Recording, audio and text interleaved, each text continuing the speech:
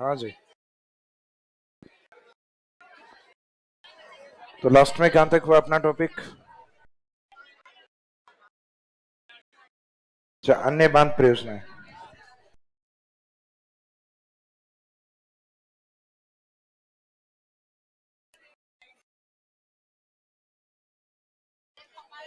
तो जो अपने अदर प्रोजेक्ट्स हैं जिसमें आपको बताया था अधिकांश परियोजनाएं आपको इस साइड में मिलेंगी,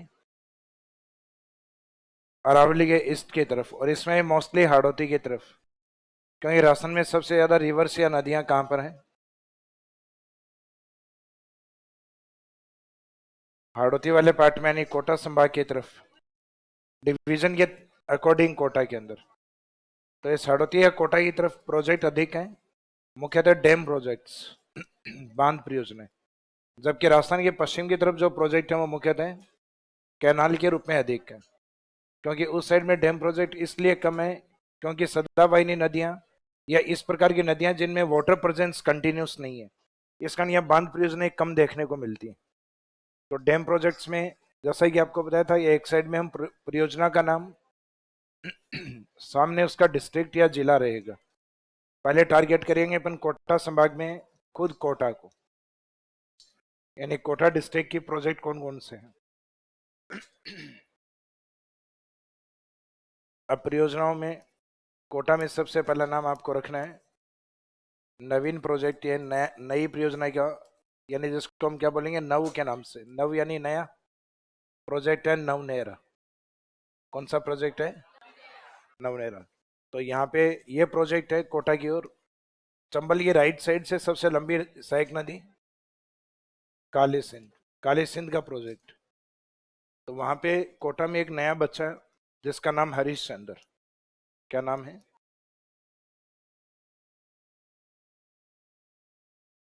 हरीश चंद्र को लेकर गए इसके मम्मी पापा, और इन्होंने एडमिशन करवाया आईआईटी या मेडिकल किसी एक कोचिंग के अंदर।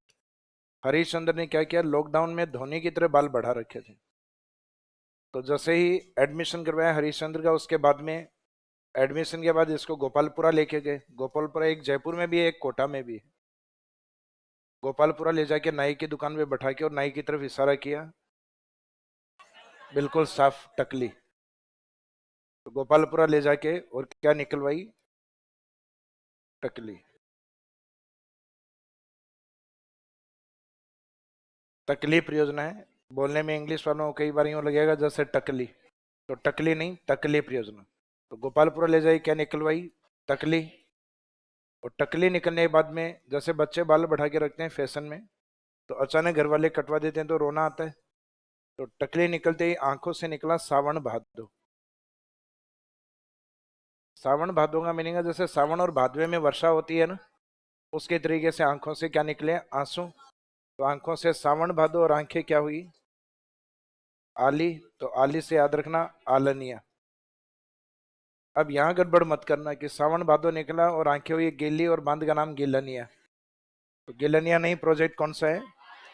आलनिया। तो ये हरीश चंद्र की दुख भरी कहानी है, कोटा से जुड़ी हुई है। तो नव हरीश चंद्र को कहाँ ले जाया गया? गोपालपुरा। और क्या निकलवाई? और आंखों से निकला सावन भादो और आंखें हुई आली। ये सारे प्रोजेक्ट आपके कोटा के। तो डिस्ट्रिक्ट इन सब में कोटा रहेगा। तो इन प्रोजेक्ट के नाम लिखिए। परियोजना की तरफ नवनेरा डैम, ये अपने इकोनॉमिक रिव्यू में भी दिया हुआ है, ईआरसीपी प्रोजेक्ट का एक पार्ट।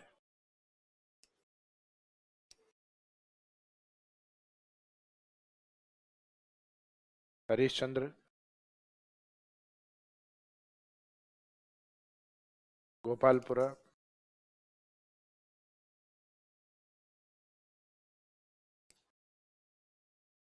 तकली,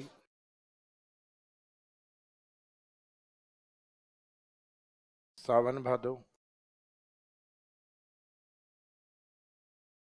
आलनिया।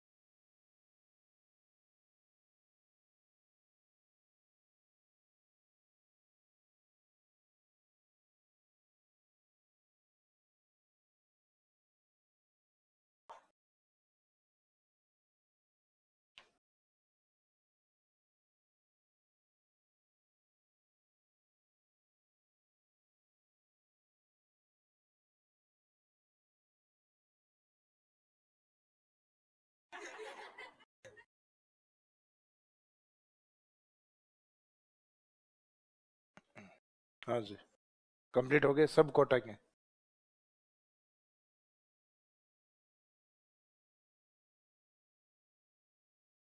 अब इस कोटा की ओर, जो कोटा मेन डिवीजन हेडक्वार्टर है, इसके प्रोजेक्ट कंप्लीट हो गए। कोटा के जस्ट ऊपर की ओर एक डिस्ट्रिक्ट आता है जिसका नाम है बूंदी।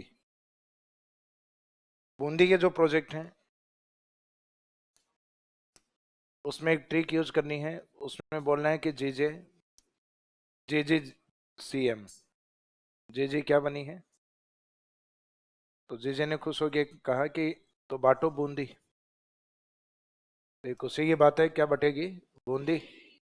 तो ये जो जीजे जीजी सीएम बनने वाले में क्या बटेगी? बूंदी। तो ये बूंदी के प्रोजेक्ट हैं सब, जिसमें एक आता है जिग जैग,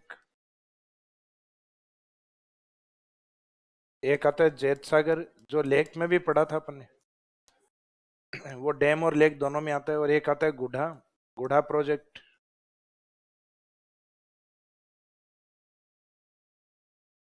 एक गरदड़ा प्रोजेक्ट। एक सेफ और चाकन प्रोजेक्ट। एक आता है मेज। एक मेजा डैम अलग आता है आपका, वो बनास के अंदर बताया था, कोठारी।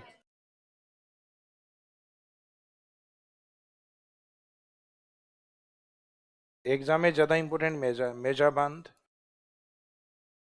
जो कि कौन सी रिवर का डैम है? कोठारी। ये प्रोजेक्ट है भीलवाड़ा का।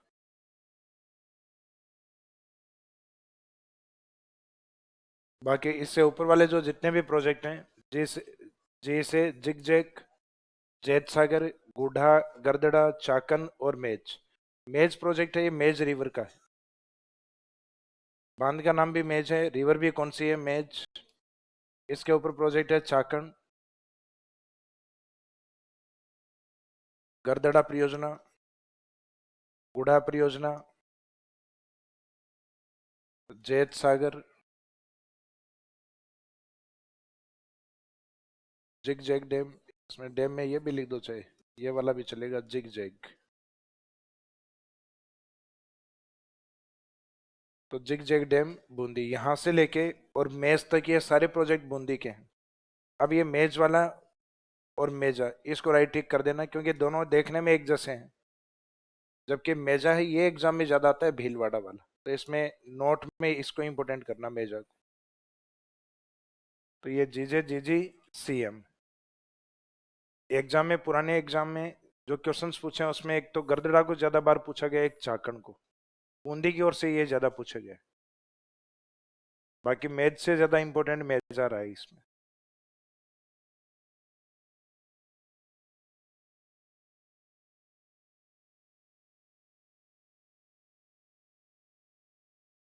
जिग जैग डैम, नेक्स्ट जैत सागर, और जी जी सीएम वाले में रहेगा जी गुढ़ा, जी गरदड़ा, सी फॉर चाकन, एम फॉर मेज। फिर मेज से मिलता जुलता नोट में लिख दीजिए मेजा डैम। मेजा डैम कोठारी रिवर भीलवाड़ा।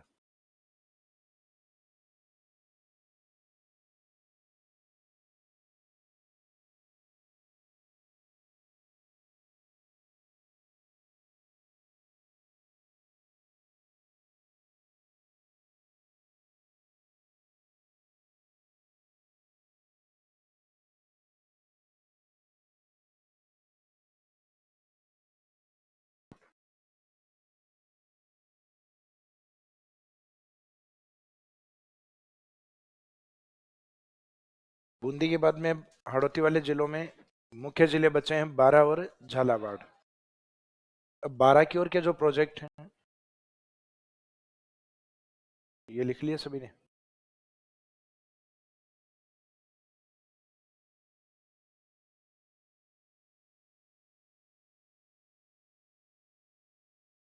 12 के जो प्रोजेक्ट हैं उसमें बताना है कि बेबी पर आधी लस्सी है।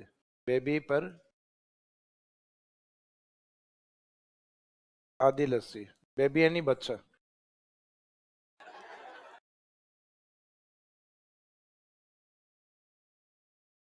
बे का मीनिंग यहाँ पे क्या है? बेंथली।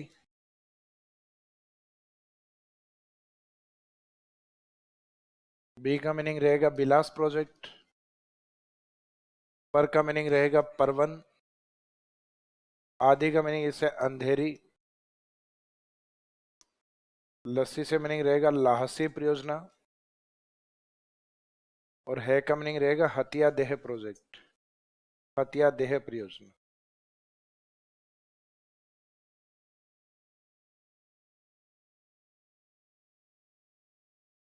ये नवीनतम परियोजनाओं में से है, इनमें से आ सकता है एग्जाम में।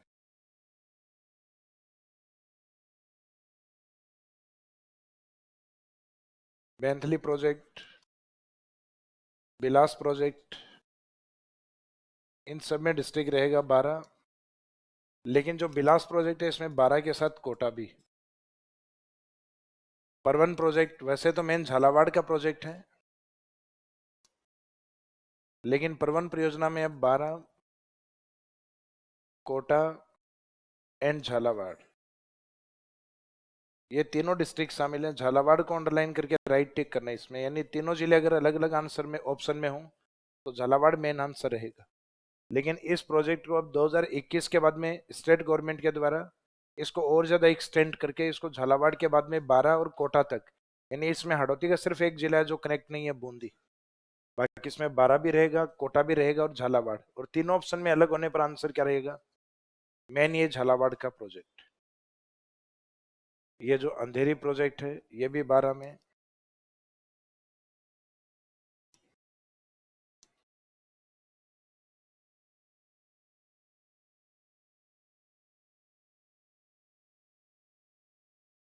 लासी प्रोजेक्ट,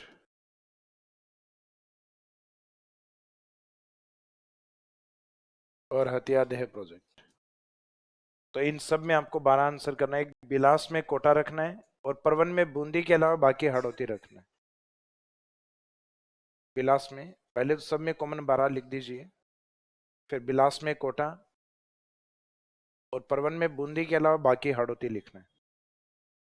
मैंने कोटा 12 और झालावाड़, और परवन में झालावाड़ को अंडरलाइन करके उसको राइट टिक कर दीजिएगा। तो पुराने क्वेश्चन पेपर निकालोगे तो चारों हड़ौती के अलग अलग जिले दिए हुए हैं परवन में, और मेन आंसर किसको माना गया है, झालावाड़। तो मेन ये झालावाड़ का प्रोजेक्ट।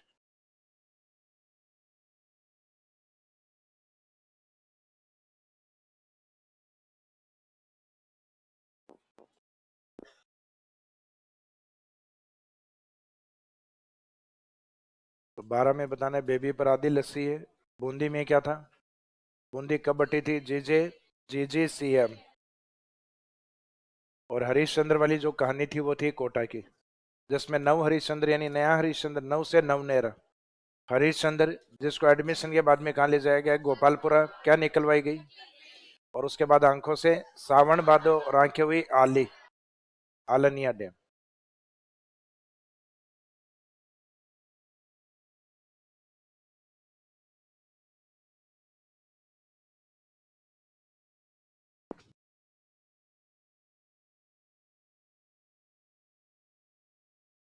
इसके बाद में झालावाड़ की तरफ के जो प्रोजेक्ट हैं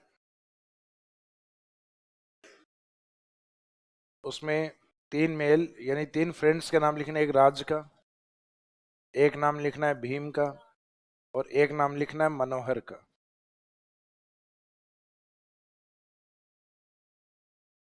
तो एक तो राज, एक भीम और एक मनोहर। राज वाला पूरा है राजगढ़, भीम से है भीम सागर, और मनोहर है मनोहर थाना। तो राज, भीम और मनोहर ये क्या करते हैं, झालावाड़ में एक फोर्ट आता है, दुर्ग आता है गागरोन, तो वहाँ एक प्रोजेक्ट भी है गागरोन से मिलता जुलता, गागरीन। परियोजना का नाम क्या है, गागरीन। तो राज, भीम और मनोहर गागरोन में पीपल पर, पीपल से एक प्रोजेक्ट आता है पिपलाद। एक फिर सवाई माधोपुर में पढ़ेंगे अपन पीपलदा और ईश्वरदा,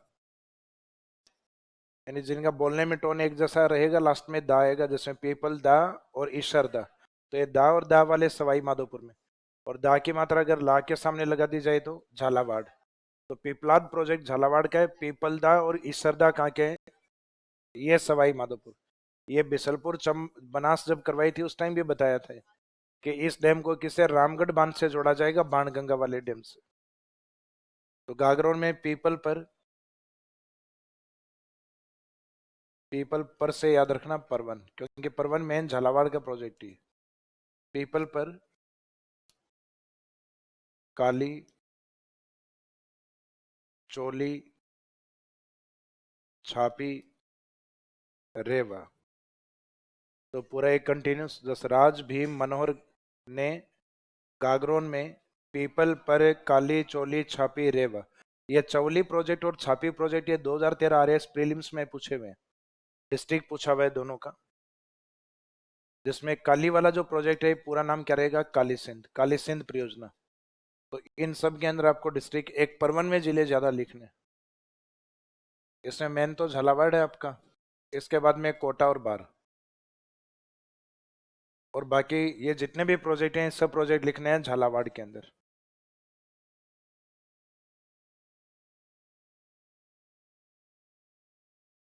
तो राज वाला तो है राजगढ़। राजगढ़ राजस्थान में कई जगह है, अलवर में भी है, चूरू में भी है। ये भीम सागर, छोटा भीम मत कर देना इसमें। मनोहर थाना,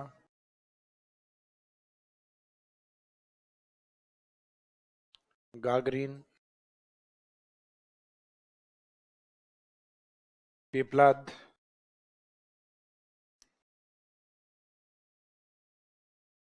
परवन, काली सिंध, चौली प्रोजेक्ट, छापी, और लास्ट में है रेवा।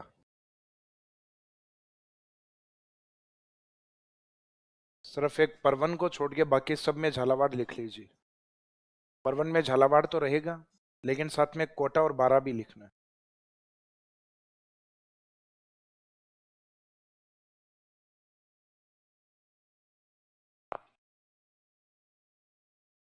तो राज भीम और मनोहर की ये गागरोन वाली कहानी ये कहाँ से जुड़ी हुई है, पूरी झालावाड़ से। गागरोन में पीपल पर काली चौली छापी रेवा, तो काली वाला याद रखना, काली सिंध।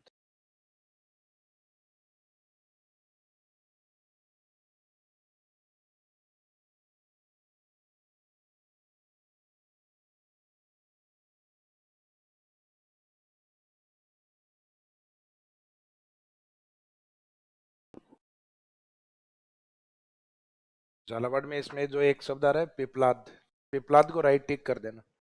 और सवाई माधोपुर जब आए तो उसमें एक पीपलदा करके आएगा प्रोजेक्ट।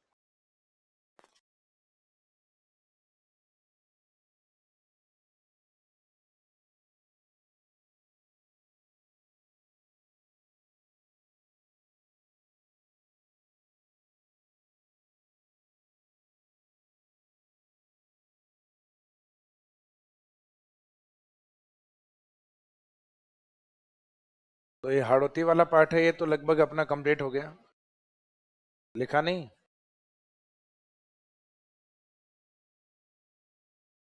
प्रोजेक्ट के नाम ही तो लिखने हैं, नाम लिख के जिला तो सब में कॉमन है झालावाड़।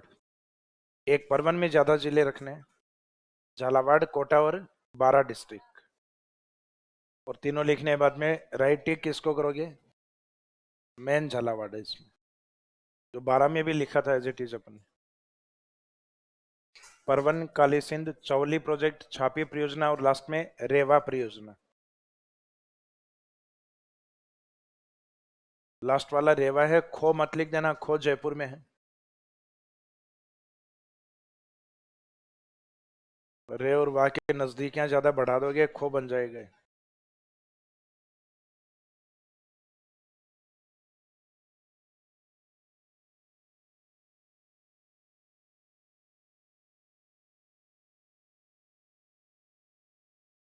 इसके बाद में हाड़ौती वाले प्रोजेक्ट के ऊपर यानी कोटा बूंदी बारह झालावाड़ के जस्ट बाद में ऊपर की ओर जिला है सवाई माधोपुर। सवाई माधोपुर के ऊपरी साइड में डिस्ट्रिक्ट आता है दौसा। सवाई माधोपुर के जो प्रोजेक्ट हैं उनमें से कौन से पहले वो कवर करेंगे, जैसे अभी थोड़ी देर पहले बताया था दा वाले, जैसे ईसरदा, और एक प्रोजेक्ट है पीपलदा। झालावाड़ वाला था पीपलाद। इस बार ला वाली मात्रा किस में लगानी है, दा दे में, पीपलदा। तो ईसरदा, पीपलदा, बातें नहीं करें।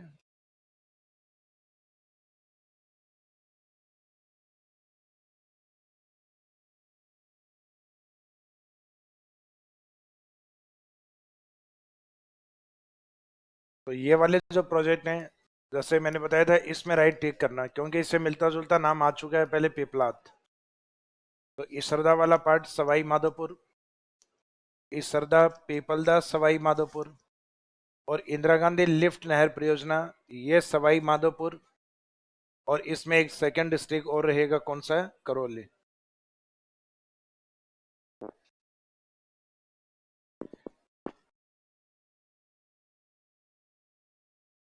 तो इसरदा वाला जो पार्ट है, ये तो बनास रिवर पे पहले बताया हुआ है आपको,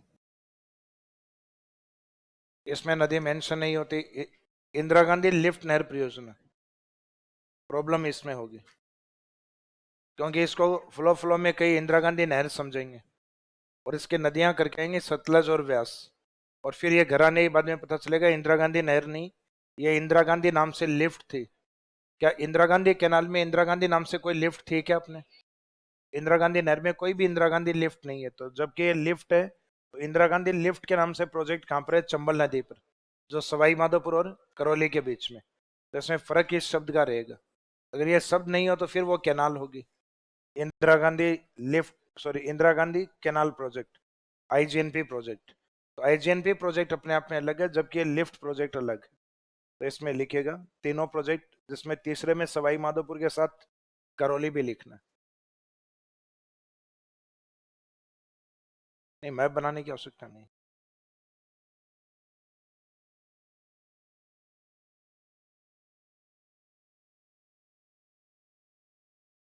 Isarda project, Pipalda project,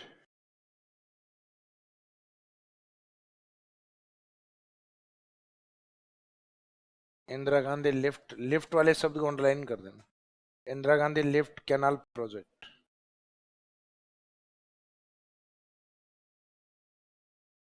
bracket में इसमें रिवर लिख दीजिए, चंबल।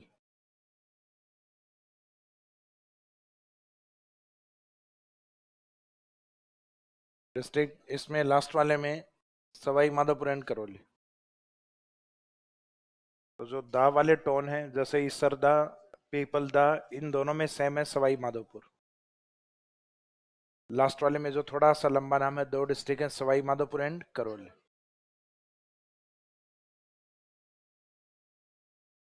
ये पहले पूछा हुआ है कॉलेज लेक्चरर में, ज्योग्राफी सब्जेक्ट के अंदर, यानी सब्जेक्ट में पूछे जाते हैं, थोड़े से टफ क्वेश्चन आते हैं ये वाले। तो हो सकता है पुराने एग्जाम से क्वेश्चन कॉपी कर लिया जाए। तो ये अच्छा क्वेश्चन है, Indira Gandhi lift canal project. तो लिफ्ट कैनाल प्रोजेक्ट है सवाई माधोपुर करौली चंबल के ऊपर, नदी भी पूछे जा सकती है, ये भी अच्छा क्वेश्चन।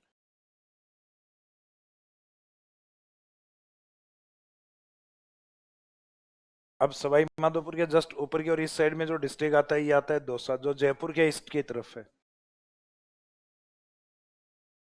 तो पहले जो दौसा वाला पार्ट है, ये दौसा वाला पार्ट पहले जयपुर का ही हिस्सा था। अपने इंडिया में सबसे पहले रेलवे की शुरुआत कहाँ हुई थी? इंडिया के अंदर, मुंबई से ठाणे के बीच में, लगभग जो 34-35 किलोमीटर जो रेल चलाई गई थी 1853 के आसपास। जबकि राजस्थान में आगरा फोर्ट से और बांदी कुई के बीच, तो बांदी कुई दौसा, ये पहले पार्ट किसका था? जयपुर। तो जैसे ही दौसा रेल आई तो जयपुर के राजा, क्योंकि जयपुर का हिस्सा ही था दौसा, पहले बाद में सेपरेट किया गया, तो जयपुर के माधो सिंह ने कहा, राजा रहे हैं जयपुर के, तो माधो सिंह ने कहा कि मेरे को क्या देखनी है? रेल। तो इनको समझाया गया कि भाई भी सामान्य व्यक्ति हैं, वही जा रहे हैं उस साइड में, कोई राजा नहीं जा रहा। तो इन्होंने कहा कि कोई बात नहीं, मेरा रेल में एक डिब्बा अलग से बुक करवा दो। तो इनको कहा कि आप अकेले जाओगे, बोर हो जाओगे। तो इन्होंने कहा कि नहीं, मैं अपना रेडियो साथ में लेके जाऊंगा। तो माधो सिंह क्या देखने के लिए गए? रेल। रेल से याद रखना, मोरेल, एक डैम आता है दौसा और सवाई माधोपुर दोनों के बॉर्डर पे, मेन सवाई माधोपुर में। तो माधो सिंह रेल देखने के लिए गए, क्या लेकर? रेडियो। अब जैसे अकेले बैठे थे, बोर हो रहे थे, इन्होंने रेडियो स्टार्ट किया, और रेडियो स्टार्ट करते ही गाने स्टार्ट हुए चिरमिरी और झिलमिली के। किसके? चिरमिरी और झिलमिली। तो ये प्रोजेक्ट है, इसमें चिरमिरी परियोजना, झिलमिली परियोजना। एग्जाम में इन पांचों बांधों में सबसे ज्यादा बार एग्जाम में पूछते हैं माधव सागर और मोरेल। एग्जाम में मोस्टली यही आता है। तो ये माधव सिंह और उसकी रेल और रेडियो वाली पूरी कहानी दौसा से रिलेवेंट। तो माधव से माधव सागर।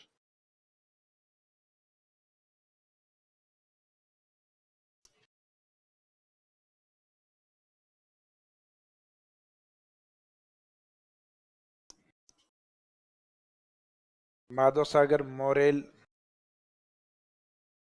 रेडियो, चिरमिरी,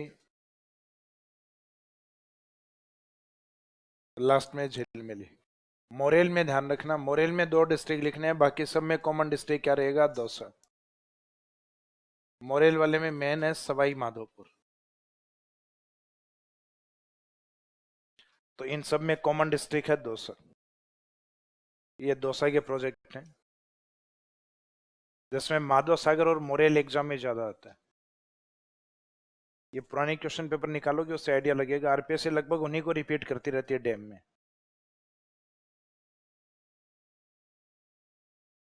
लेकिन जब याद करना पड़ेगा तो डिस्ट्रिक्ट वाइज जल्दी याद होंगे। एक तो रेंडमली क्या होता है, परियोजना पढ़ते हो, उसका जिला पढ़ते हो, पता चलता है एक सवाई माधोपुर की परियोजना, फिर दूसरा प्रोजेक्ट पढ़ते हो, फिर झालावाड़ का प्रोजेक्ट, फिर तीसरा पढ़ते हो, फिर बारां का प्रोजेक्ट, चौथा पढ़ते हो, फिर सवाई माधोपुर।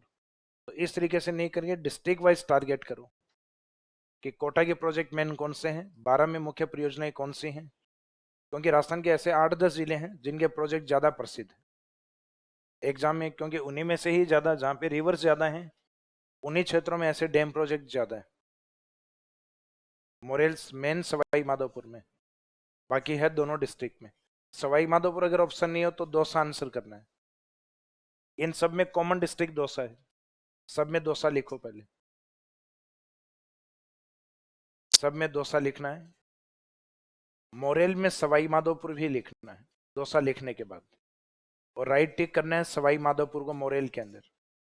सिर्फ एक में लिखा हुआ है सवाई माधोपुर, और इसमें राइट टिक सवाई माधोपुर को ही करना है। दौसा को सब में इंडिकेट किया है कि दौसा है, ये सबसे लिंक।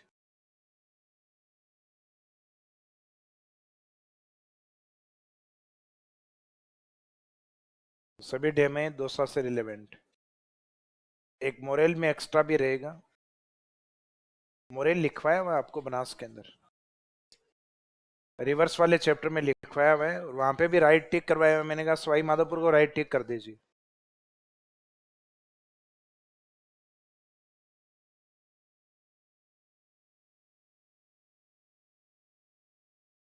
हाँ जी, कंप्लीट हो गया यहाँ तक।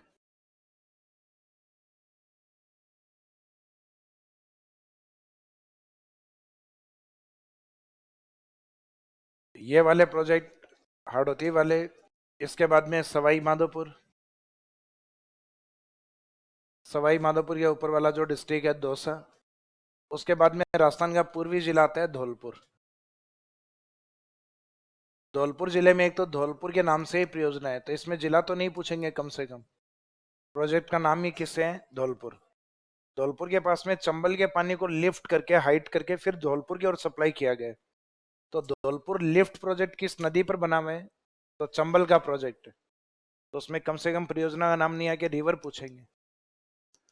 धौलपुर लिफ्ट परियोजना, तो नाम से पता लग रहा है धौलपुर में होगी धौलपुर लिफ्ट, लेकिन किस नदी पर है? चंबल। फिर वहां पे एक परियोजना गंभीर की एक सहायक नदी बताई थी, पार्वती सेकंड, तो पार्वती के नाम से वहां परियोजना है, पार्वती बांध परियोजना।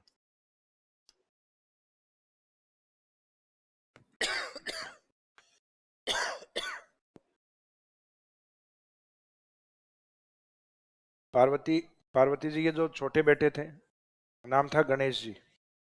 तो माँ का जनरली अपने छोटे बच्चों से स्नेह ज्यादा होता है, हालांकि होता तो सबसे ही है, लेकिन छोटा बेटा है वो अधिक लाड में रहता है।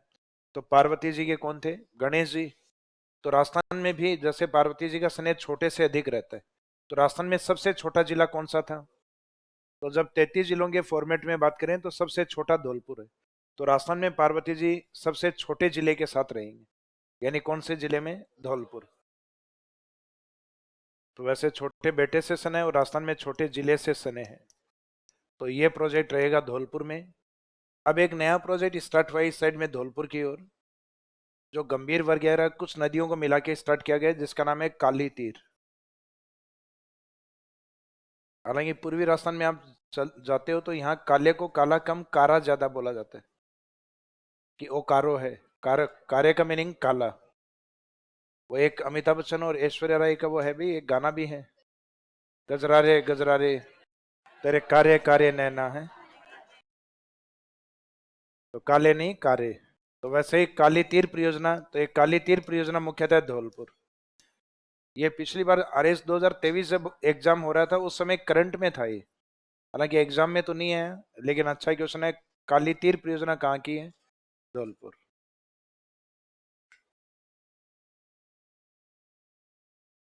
तो ये तीनों प्रोजेक्ट, धौलपुर परियोजना, पार्वती परियोजना, काली तीर परियोजना, तीनों में सेम डिस्ट्रिक्ट रहेगा धौलपुर। ऊपर वाली में तो जिले के नाम से लिखा हुआ ऑलरेडी। धौलपुर लिफ्ट परियोजना, उसमें रिवर ज्यादा इंपॉर्टेंट, चंबल।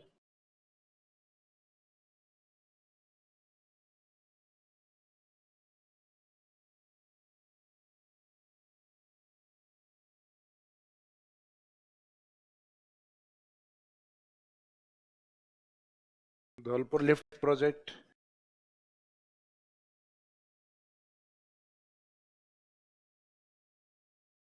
पार्वती प्रोजेक्ट, और एक लास्ट में लिख दीजिए काली तीर प्रोजेक्ट। डिस्ट्रिक्ट तीनों में सेम रहेगा धौलपुर।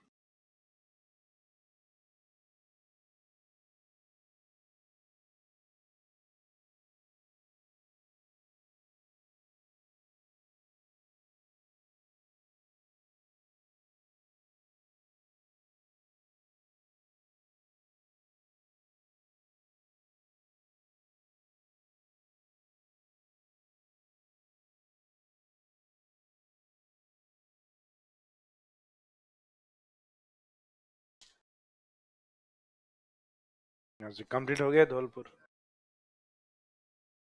अब इस साइड में अरावली की तरफ चलेंगे, तो अरावली की तरफ जैसे जयपुर वाला पार्ट है, जयपुर के बाद में इसके टच में अजमेर, अजमेर के जस्ट नीचे भीलवाड़ा, और भीलवाड़ा के जस्ट नीचे चित्तौड़। हालांकि ये वाले प्रोजेक्ट हम बाद में करेंगे लास्ट में। इससे पहले अरावली का जो सदर्न पार्ट है उसको पहले कवर करेंगे।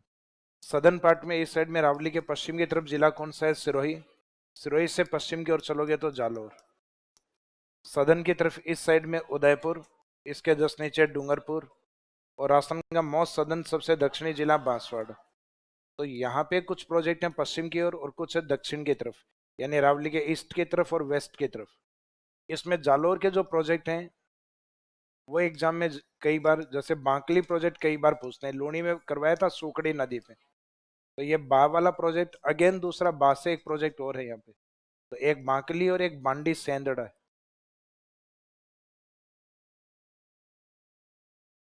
वैसे पाली में एक जगह आती है सेंदड़ा, तो प्रोजेक्ट सेंदड़ा पाली में नहीं है, प्रोजेक्ट जो है वो जालोर में है। और जगह का नाम, जगह ये स्थान का नाम पाली में है।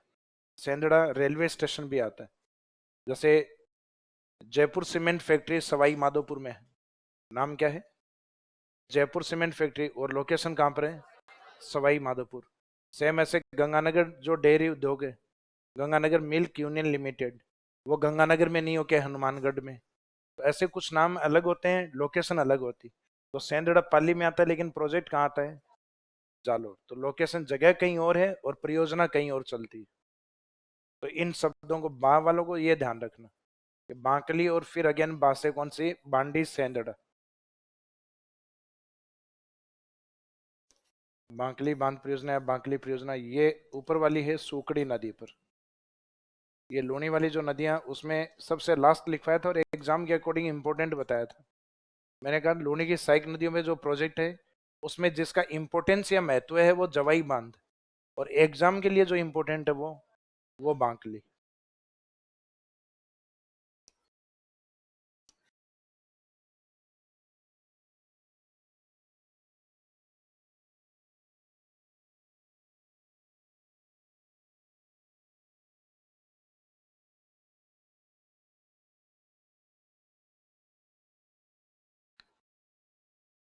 तो ऊपर वाला बांकली प्रोजेक्ट या बांकली डैम लिख दीजिए।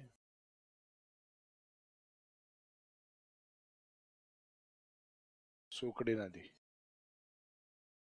नीचे वाले में रिवर केमिकल रिवर बांडी, जो पाली से निकल के हल्का सा पार्ट जालोर और फिर जाके जोधपुर में मिलती।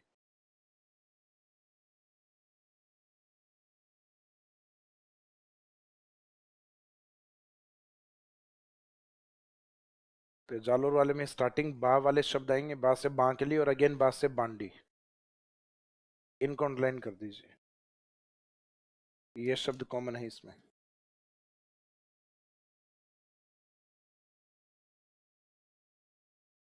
बा से बांकली या बा से बांडी, बांडी सेंदड़।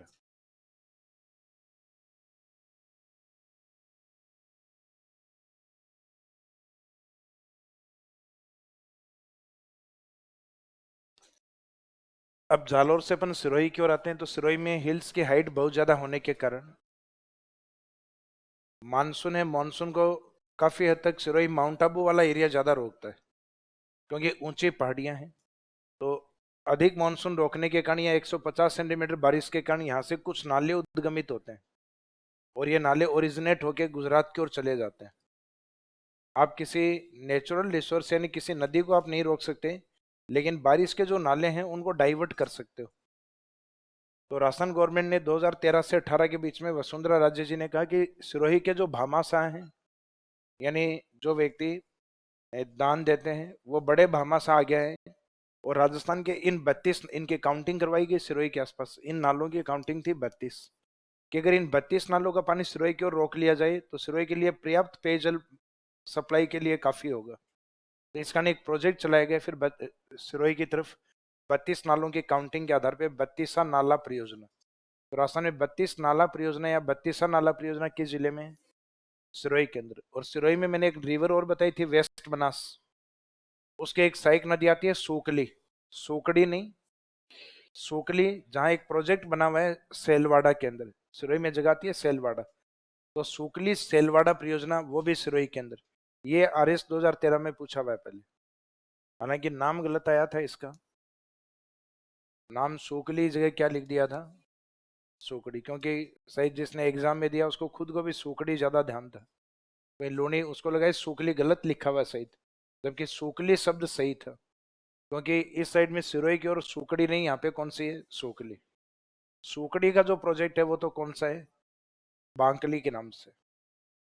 तो सिरोही की ओर दो प्रोजेक्ट, यानी जालौर के बाद में सिरोही वाले में एक तो नालों की काउंटिंग वाला है, 32 नाला परियोजना,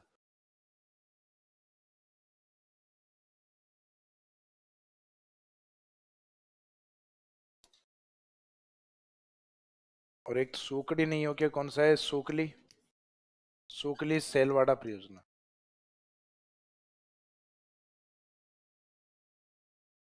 दोनों प्रोजेक्ट सिरोही के।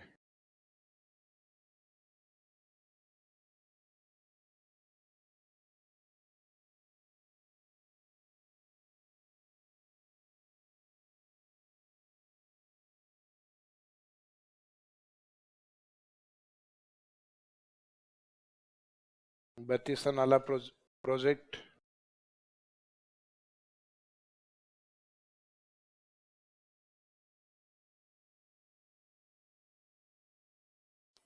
सूकली सेलवाड़ा प्रोजेक्ट।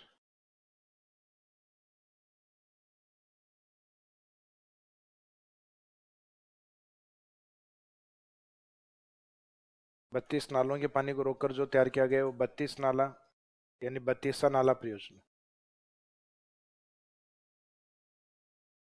नेक्स्ट है सूकली सेलवाड़ा, ये एग्जाम में पहले आ चुका है, राइट टिक कर दीजिए। गलती से सूकड़ी भी लिखा हुआ जाए तो आगे वाला नाम ध्यान रखना, सेलवाड़ा परियोजना।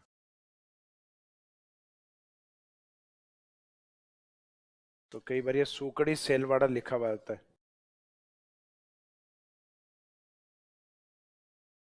तो ये अरावली के पश्चिम वाले दोनों प्रोजेक्ट कंप्लीट हो गए, जालोर और सिरोही। अब उदयपुर की ओर अपन चलते हैं, तो उदयपुर की ओर एक प्रोजेक्ट आता है, बेडच नदी के ऊपर आता है मदार डैम, मदार बांध।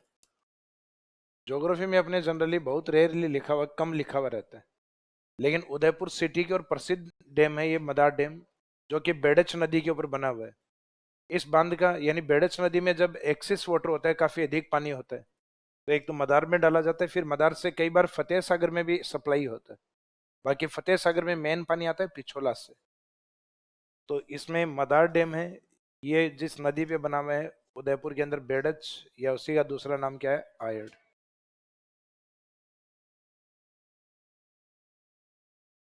उदयपुर सिटी से कुछ डिस्टेंस पे एक डैम और बना हुआ है जिसका नाम है टीडी डैम, टीडी बांध। ये राजस्थान गवर्नमेंट और हिंदुस्तान जिंक लिमिटेड के सहयोग से बना हुआ है। टीडी बांध, टीडी बांध उदयपुर। साबरमती की सहायक नदियां जिनके ऊपर टनल बनी हुई है, और केवल उदयपुर में ही है टनल, वो मानसी वाकल। सही वाली तो उदयपुर से पाली के बीच में जवाई तक जाती, सिर्फ उदयपुर तक है मानसी वाकल, मानसी वाकल उदयपुर। और एक मुख्यतः माही की सहायक नदी सोम, जिसके दो प्रोजेक्ट हैं। सोम डूंगरपुर की ओर जो जाता है वो तो है कमलांबा डूंगरपुर के अंदर, वहां जगह है कमलांबा डूंगरपुर। और उदयपुर में जो है वो सोम कागदर के नाम से। एग्जाम में ज्यादा ये वाला पूछते हैं, डूंगरपुर वाला। तो इसमें दोनों में सोम रिवर, इसमें रिवर का नाम ऑलरेडी मेंशन है मानसी वाकल। इसमें नदियों का इंपॉर्टेंस नहीं, बारिश का पानी है। मदार का जो मुख्य रिवर है वो कौन सी है, बेड़च। इसमें मदार ज्यादा इंपॉर्टेंट। और इन नीचे वाले में सोम कमलांबा प्रोजेक्ट जो डूंगरपुर का है। बाकी ये ऊपर वाले सारे प्रोजेक्ट कौन से डिस्ट्रिक्ट में है, उदयपुर।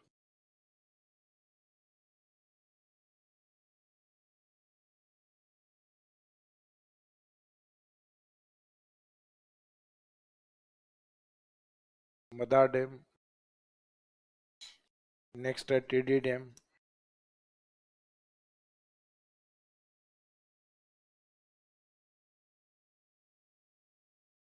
मानसी वाकल। नेक्स्ट में नदी तो दोनों में सेम है, सोम।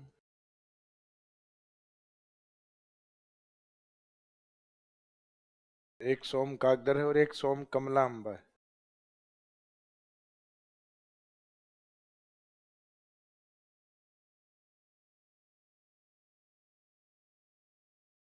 कमलांबा ज्यादा इंपॉर्टेंट। पीएसआई एग्जाम 2021 में 3 पेपर में से 2 में पूछा गया।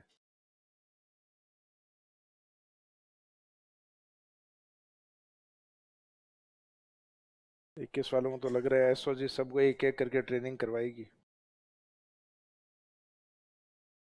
धीरे धीरे जमा हो रहे हैं ना। अभी कितने निकले हैं कल परसों, 5 निकले हैं शायद।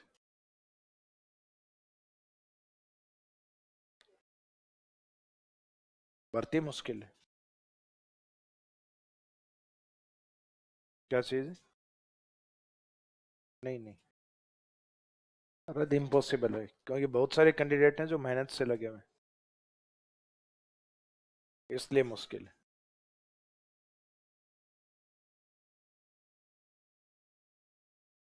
सिस्टम ऐसा है, जिनको निकाला है वो भी पता चले 10 साल बाद में वो भी ट्रेनिंग करते हुए मिलेंगे।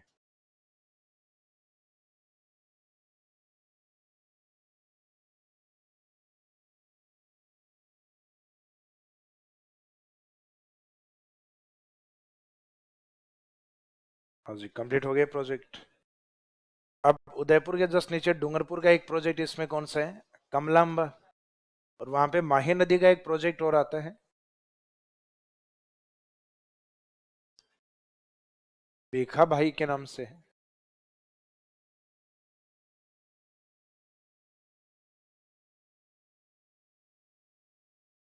भीखा भाई सागवाड़ा। अभी सिरोही में लिखा था वो सेलवाड़ा था, ये भीखा भाई सागवाड़ा। ये माही नदी के ऊपर वैसे एक छोटा कैनाल प्रोजेक्ट है, सिंचाई के लिए बना हुआ है, डूंगरपुर। डूंगरपुर वैसे भी भाई भाई इन शब्दों से बहुत ज्यादा जुड़ा हुआ है। एक रास्तापाल कांड है जिसमें सेंगा भाई, काला भाई, नाना भाई, सॉरी नाना भाई, काली भाई, ये इस प्रोजेक्ट में अलग आता है भीखा भाई। तो ये भाई भाई अंबा, ये ज्यादा परियोजना अपने डूंगरपुर की तरफ है। एक बाई तालाब भी करवाया था पहले मैंने, आनंद सागर, वो बने बांसवाड़ा में। आनंद सागर या बाई तालाब, वो बाई था और ये भाई है।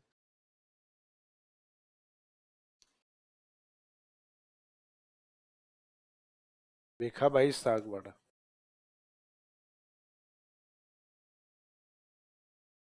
भीखा भाई सागवाड़ा, ये भी पीएसआई एग्जाम 2021, इसमें रिवर पूछी गई थी। भीखा भाई सागवाड़ा प्रोजेक्ट किस नदी का प्रोजेक्ट है? माही।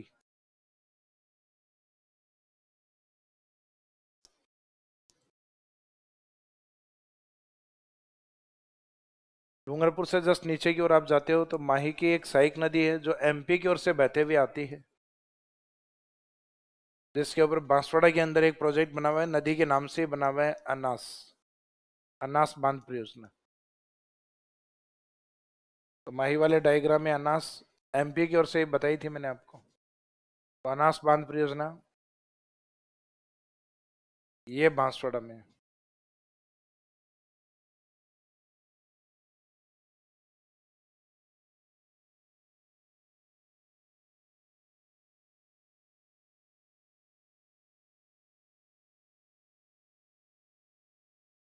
तो भीखाबाई सागवाड़ा, नेक्स्ट है अनास बांध परियोजना। तो भीखाबाई सागवाड़ा डूंगरपुर, अनास बांध परियोजना बांसवाड़ा।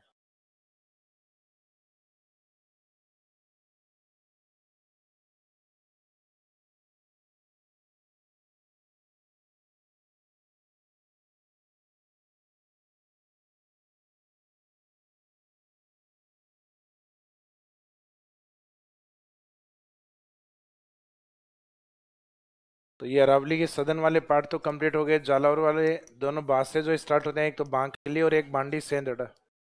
फिर सुरई वाले प्रोजेक्ट जिसमें एक तो सुकली वाला, सुकली सेलवाड़ा, और एक बत्तीसा नाला। फिर उदयपुर में ज्यादा इंपॉर्टेंट मैंने आपको बताया कि मदार डैम, वो ध्यान रखना है इसमें। फिर डूंगरपुर वाला पार्ट, डूंगरपुर वाले में सोम कमला अम्बा, और बांसवाड़ा वाले के अंदर अनास बांध परियोजना। एक भीखाबाई सागवाड़ा भी इंपॉर्टेंट। अब अरावली के ऊपर वाले पार्ट में एक जयपुर का प्रोजेक्ट, फिर अजमेर अल्फा, अल्फाबेटिक सीक्वेंस में ए के नीचे बी भीलवाड़ा, और भीलवाड़ा के नीचे बी के बाद अल्फाबेटिक सीक्वेंस चित्तौड़। तो इसमें तीन डिस्ट्रिक्ट ए बी और सी वाले, अजमेर भीलवाड़ा चित्तौड़। उससे पहले जयपुर से हम दौसा की ओर जाते हैं तो एक लोकेशन आती है कानोता, कानोता डैम।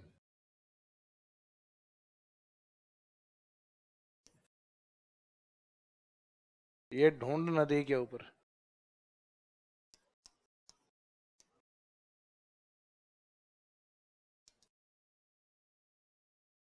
ढूंढ के आधार पे जयपुर का हिस्सा ढूंढाड़, और यहाँ बोली जाने वाली बोली ढूंढाड़ी। तो ढूंढाड़ी कल्चर इसी नाम से जुड़ा हुआ है, ढूंढ रिवर। उस ढूंढ रिवर का डैम है कानोता डैम। मुख्यतः मत्स्य पालन के लिए, टूरिज्म के लिए डेवलप किया जा रहा है अभी इसको, कानोता बांध। जयपुर से अजमेर की ओर जाओगे तो अजमेर में एक डैम आता है नारायण सागर। ये अजमेर जिले का सबसे बड़ा बांध है खारी नदी के ऊपर। ये खारी वो है राजसमंद बिजराल वाली, जो अजमेर को क्रॉस करते हुए टोंक में आके राजमहल त्रिवेणी बनाती है, जिसमें खारी डाई और मुख्य नदी बनास। तो नारायण सागर ये अजमेर जिले, राजस्थान का नहीं, अजमेर जिले का बड़ा बांध। ये अजमेर, अजमेर के जस्ट नीचे भीलवाड़ा चित्तौड़ का एक कॉमन प्रोजेक्ट आता है, जो मैंने बेड़च के अंदर एक सहायक नदी आपको बताई थी गंभीरी, और एक दूसरी बताई थी ओराई। कौन सी राई? ओराई। तो ये ओराई प्रोजेक्ट है भीलवाड़ा और चित्तौड़। ओ के आगे राई और लिख देना, ओराई। इसमें अजमेर के जस्ट नीचे वाले दोनों डिस्ट्रिक्ट हैं, एक तो भीलवाड़ा एंड इसी के साथ दूसरा डिस्ट्रिक्ट है चित्तौड़। तो ए वाला तो अलग है, बी और सी वाले एक ही प्रोजेक्ट में ओराई प्रोजेक्ट। तो इसमें लिखिए जयपुर कानोता डैम, ब्रैकेट में ढूंढ रिवर। ढूंढ नदी, जयपुर। जयपुर ग्रामीण लिखना वैसे।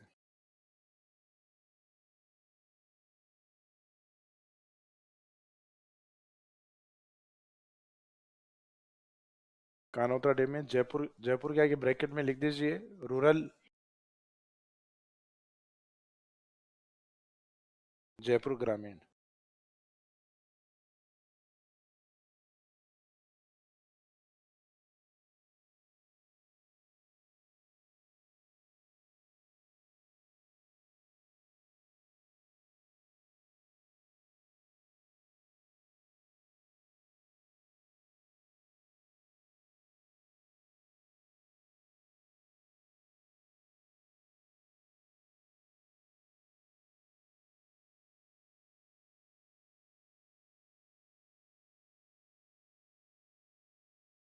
हाँ, ओराई डैम या ओराई प्रोजेक्ट लिख दो, एक ही बात।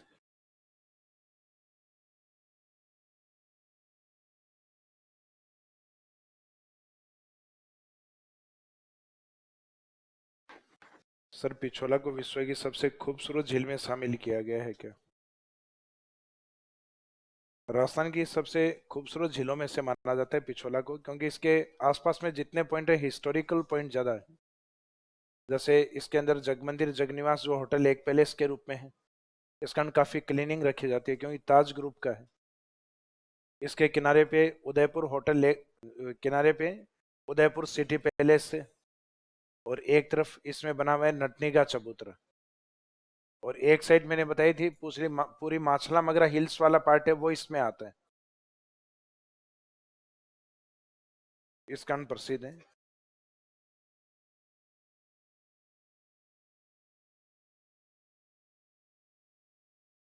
ये किसने पूछा है खूबसूरत झील वाला ये क्वेश्चन? कोई करंट के बुक्स में पढ़ा है क्या? 2 दिन पहले न्यूज़पेपर में आया है? इसको लंबे टाइम से लिखा जा रहा है, गूगल के ऊपर आप सर्च करके देखोगे तो इसको लिखा जाता है कि सबसे खूबसूरत झील है। नहीं, फतेह सागर टूरिज्म को ज्यादा अट्रैक्ट करती है, इस पे हिस्टोरिकल पॉइंट ज्यादा है, टूरिस्ट ज्यादा कहाँ मिलेंगे आपको? फतेह सागर।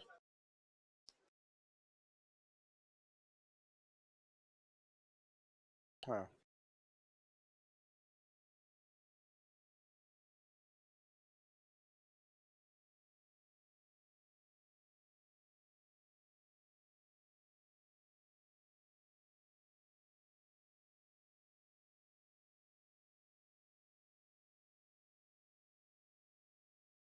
हाँ जी, ये प्रोजेक्ट आपके कंप्लीट हो गए हैं, डैम प्रोजेक्ट्स।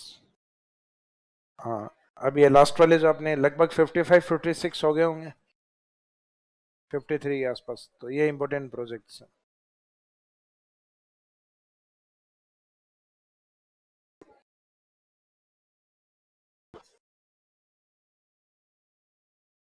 अब next topic,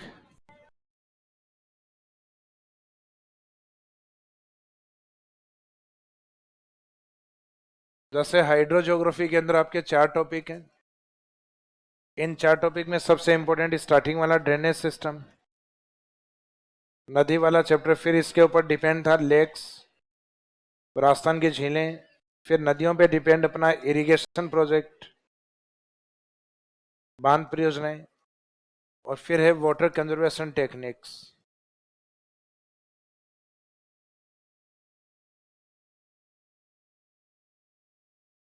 water conservation technique वाला जो टॉपिक है,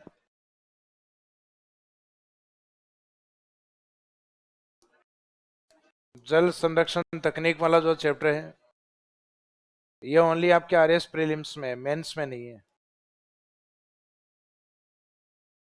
सिलेबस लिखवाया था उस टाइम भी बताया था मैंने।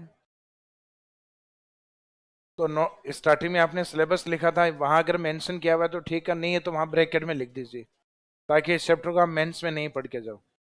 यानी डिस्क्रिप्टिव क्वेश्चन की यहाँ प्रैक्टिस नहीं करनी है।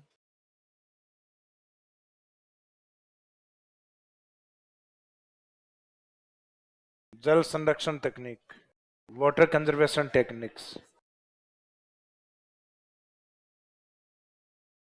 क्या? हाँ, सोइल भी प्रीलिम्स में।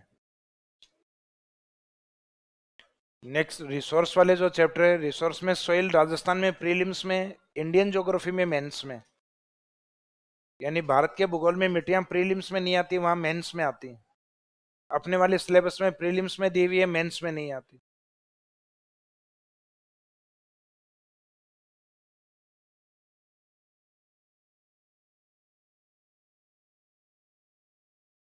बातें नहीं करें। यस। ओराई नदी, रिवर बेडच के अंदर सहायक नदियों के दो नाम लिखवाए थे, एक गंभीरी और एक ओराई रिवर। ये रिवर्स के अंदर करवाया हुआ है आपको ओराई नदी, तो ओराई नदी का ही प्रोजेक्ट है।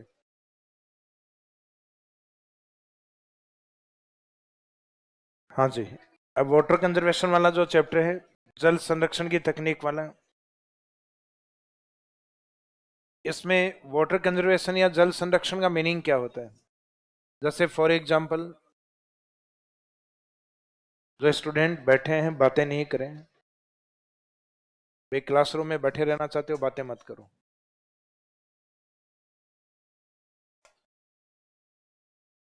और ये बात इस बार वापस रिपीट नहीं करूंगा, और जिसके ऊपर आए वो बिना बोले बाहर निकल जाना। तो वाटर कंजर्वेशन जल संरक्षण वाला, इसमें इस शब्द का मीनिंग ये होता है, जैसे कोई व्यक्ति घर पे 5 बकेट का यूज करता है, स्नान करने में 5 बाल्टियां यूज करता है, 5 के बजाय वो 1 या 2 पर आना, इसका मीनिंग वाटर का सही तरीके से, बेटर तरीके से यूटिलाइज करना।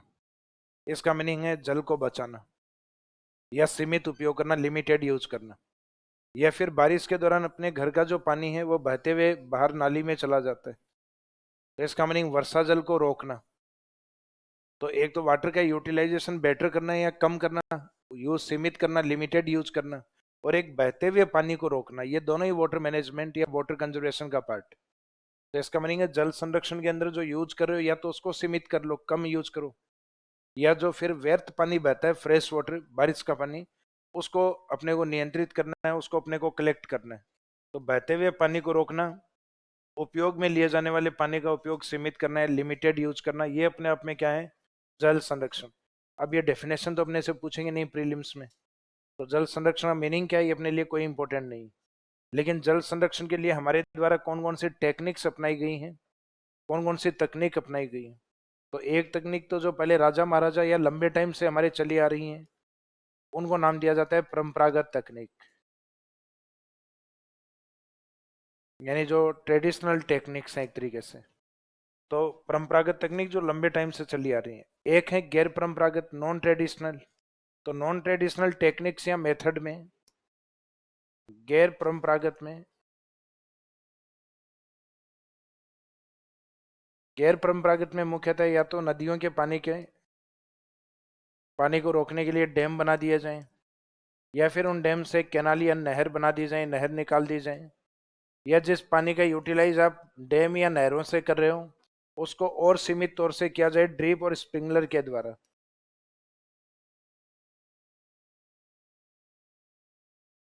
ड्रिप और स्प्रिंकलर के माध्यम से।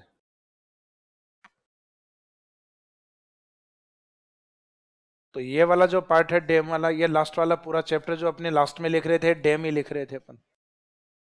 लास्ट वाले चैप्टर में डैम से पहले जिस पोर्शन को हमने कंप्लीट किया है वो कैनाल या नहर वाला पार्ट।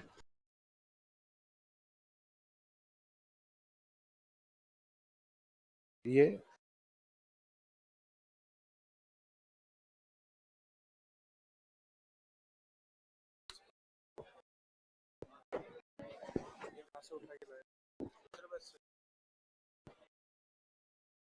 हेलो, नमस्ते। है, सेम टू यू। क्योंकि मैं तो रोजाना आपसे सीखता हूँ, तो आप भी टीचर ही हो एक तरह से। भाई मैं तो सीखता हूँ, प्रत्येक व्यक्ति से सीखता हूँ, प्रत्येक व्यक्ति से। तो मेरी तरफ से सेम टू यू। ठीक है। ये तालियां क्यों बजाई थी भाई? माना कि इधर तक 2 लाइन चेक करती, इधर वाली लाइन चेक करते, तो फिर इधर वाले बजाते तालियां? ऐसे नहीं होता। 5 तारीख थी, आज है ना 5 तारीख। तो इतने आपके बैच की इतनी तारीफें करते हैं और मेरे को बाहर ही करेंगे सर, तो यार ये चीज तो नहीं होनी चाहिए। ज्यादा तारीफ हजम नहीं हो रही। तो 5 तारीख आज है, आज लास्ट डेट है। मैं वापिस याद दिला रहा हूँ, फीस सेकंड इंस्टॉलमेंट की अपनी बात हुई थी। आपको कहीं जाने की जरूरत नहीं है, आपके फोन में spring board SB offline application है स्टडी बेस वाली, उसके थ्रू जाके आप जमा कर सकते हो। उस एप्लीकेशन में जैसे आपकी अटेंडेंस वगैरह आती है ना, उसी के अंदर फीस वाले सेगमेंट के ऊपर क्लिक करोगे, क्लिक करते ही जो अमाउंट ड्यू होगी वो फटाक से बाहर आएगी। उसके ऊपर क्लिक करना है, क्लिक करते ही आपको सीधा यूपीआई कोड, एप्स किससे भी करना चाहते हो, QR code, UPI, UPI payment पे क्लिक करते, फोन पे, गूगल पे, सारे खाते उठा लेगा आपका। तुरंत क्लिक करना, पासवर्ड डाले तुरंत। और स्लिप भी लेने के लिए कहीं नहीं जाने की जरूरत, आपके फोन में आ जाएगी मात्र आधा घंटे में। वो वेरीफाई करेंगे पूरा कि यहाँ स्टूडेंट है, अटेंडेंस देते हैं, रिजल्ट कैसे क्या है, फिर उसके बाद वो रसीद भेज देगा, ये ले भाई तेरी सेकंड इंस्टॉलमेंट की रसीद। तो कहीं जाने की जरूरत नहीं है आपको, ना बिल्डिंग में जाने की जरूरत है, ना नीचे जाने की जरूरत है, ना मेरे से मिलने की जरूरत है। ठीक है, किसी से कोई मतलब नहीं, आप फीस अपने फोन में घर बैठे कहीं पे भी, देश विदेश के किसी भी कोने में बैठ के आप जमा कर सकते हो। पता है आपको ये बात? आज पता लग गया। और दूसरा, आपके जो पेपर होंगे, इकोनॉमी सर्वे, करंट अफेयर उसके अंदर ऐड रहेगा। इंग्लिश मीडियम के कितने व्यक्ति है जिनको नहीं मिली है इकोनॉमी सर्वे? इकोनॉमी सर्वे आ गया ना अब तो इंग्लिश मीडियम में। तो इस क्लास के अंदर अभी चलती क्लास में लाइन वाइज मिल जाएगा।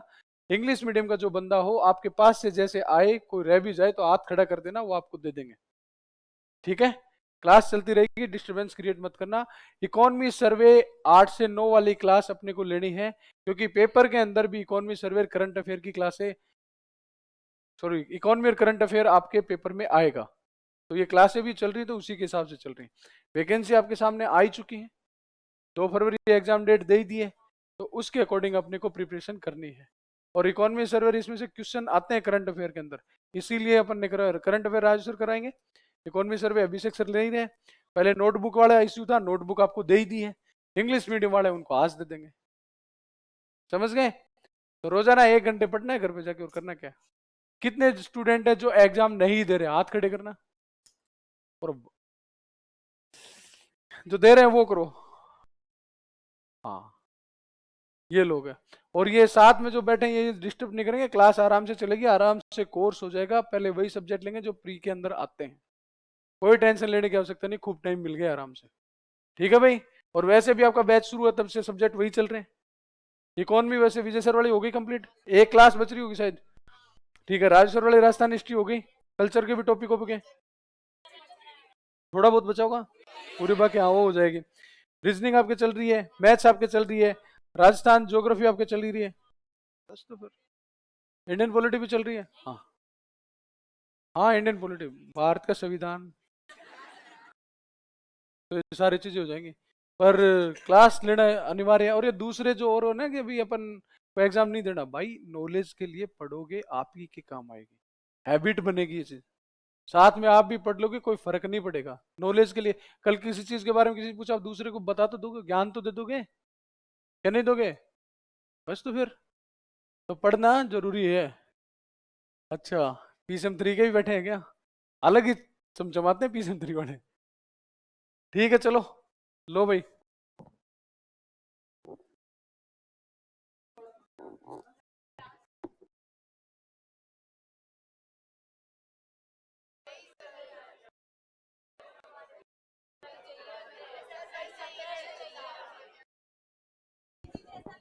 अरे मेरी बात सुनो, वो क्लासरूम शिफ्ट इसलिए नीचे किया था, वो बेचारा, क्या नाम है उस बंदे का नाम, लिफ्ट सही हो गई क्या? पर मेरा दिमाग अभी भी सही नहीं हुआ है।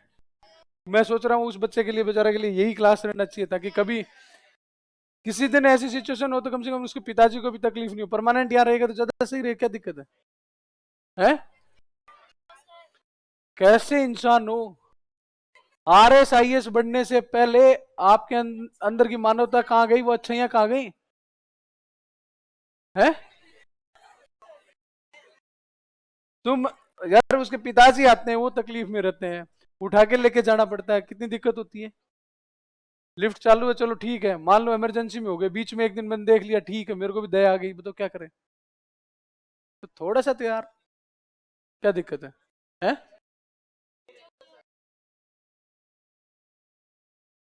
कौन चाह रहा है कि भाई क्लास अभी भी यहाँ नहीं लगनी चाहिए। एक, इनको खड़े करो और बाहर लेके चलो इनको।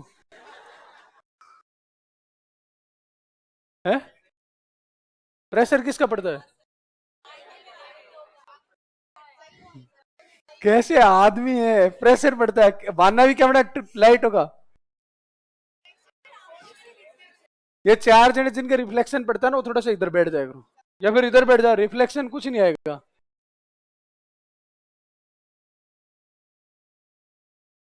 भाई ठीक है, चलो अब क्लास लो आप, है ना। देखता हूँ मैं इस बारे में, मैं उससे पूछूंगा, उस बंदे से पूछूंगा, वो जो कहेंगे वैसे करूंगा, ठीक है।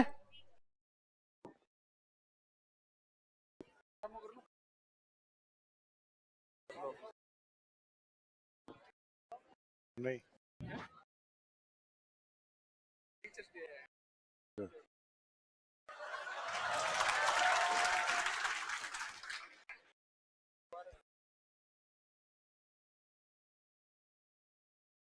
हाँ जी।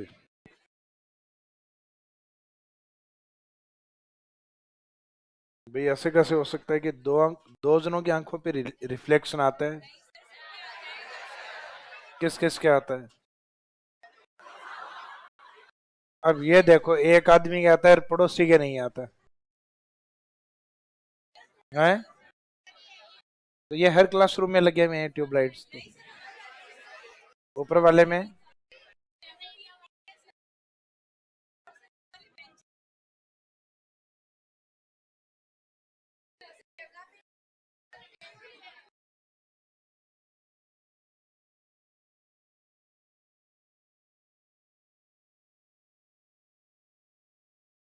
अच्छा, अरे वाह, थैंक यू,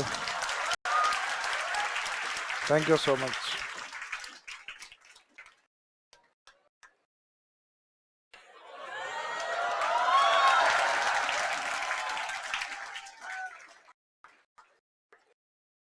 ये सही जगह देते हैं, काम आता है।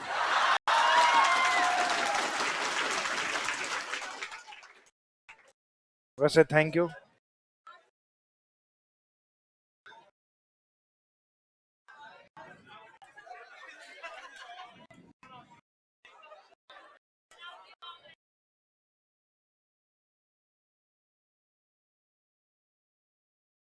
हाँ सही कर रहे हो, मेरे भी काम आएगा वैसे।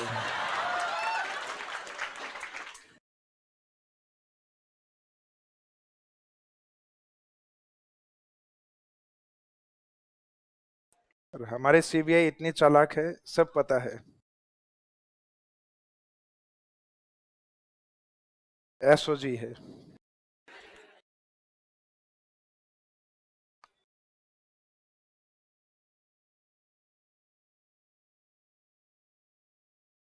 हाँ जी। तो जल संरक्षण को लेके जैसे आपका चैप्टर है, उसमें भी डायरेक्ट ये दिया हुआ है कि जो इसके टेक्निक्स हैं इनको कवर करना है, परंपरागत और गैर परंपरागत। तो इसके जो ट्रेडिशनल मेथड या जो टेक्निक्स हैं, ये वो हैं जो पुराने राजा महाराजाओं ने अपनाई है। और ये टेक्निक्स वो हैं जो आज वर्तमान में हम करंट में, जैसे ईआरसीपी राजस्थान में बनाई जाएगी। राजस्थान में अभी यमुना कैनाल है जो शेखावाटी रीजन के लिए निकाली जाएगी। इसका मीनिंग है ये प्रोजेक्ट अब भी बन रहे हैं, कैनाल है, डैम प्रोजेक्ट है, ड्रिप स्प्रिंकलर, जो अपने हर साल जो भी किसान है जो अपने खेतों में ड्रिप और स्प्रिंकलर लगाते हैं, तो ये तो इरिगेशन की टेक्निक है जिससे पानी को बचाने का प्रयास किया जाता है। तो इसका मीनिंग ये, जिस एक प्रोजेक्ट में अपने लिखा था नर्मदा, कि नर्मदा प्रोजेक्ट के ऊपर ये कंपलसरी इंप्लीमेंटेड है, बाकी किसानों की मर्जी पे है कि वो अपने खेत में खुला पानी डालना चाहते हैं या किस तरीके से ड्रिप या स्प्रिंकलर से करना चाहते हैं। लेकिन नर्मदा के ऊपर एक कंपलसरी इंप्लीमेंटेशन है कि आपको अनिवार्य रूप से पानी अगर लेना है तो ड्रिप और स्प्रिंकलर टेक्निक उसके माध्यम से ले सकते हो। यानी खेत में या तो ड्रिप सिस्टम लगा हो या फिर स्प्रिंकलर, ओपन वाटर सप्लाई नहीं होगा। तो वो प्रोजेक्ट था अपना नर्मदा प्रोजेक्ट। तो ये वाला ऑलरेडी अपना लास्ट वाले चैप्टर में कंप्लीट हो चुका है। अभी लास्ट में जो लिखवाए थे डैम्स लिखवाए थे, उससे पहले कैनाल्स कंप्लीट हुई थी। कैनाल्स में ही एक जगह ये बात हुई है अपने ड्रीप एंड स्प्रिंगलर नर्मदा के अंदर। इस कारण ये अलग से चैप्टर वापस करवाने की आवश्यकता नहीं, क्योंकि इसमें मोस्टली चीजें आपकी रिपीटेशन है। फिर जो ट्रेडिशनल टेक्निक जो बची, परंपरागत जो तकनीक बची हैं,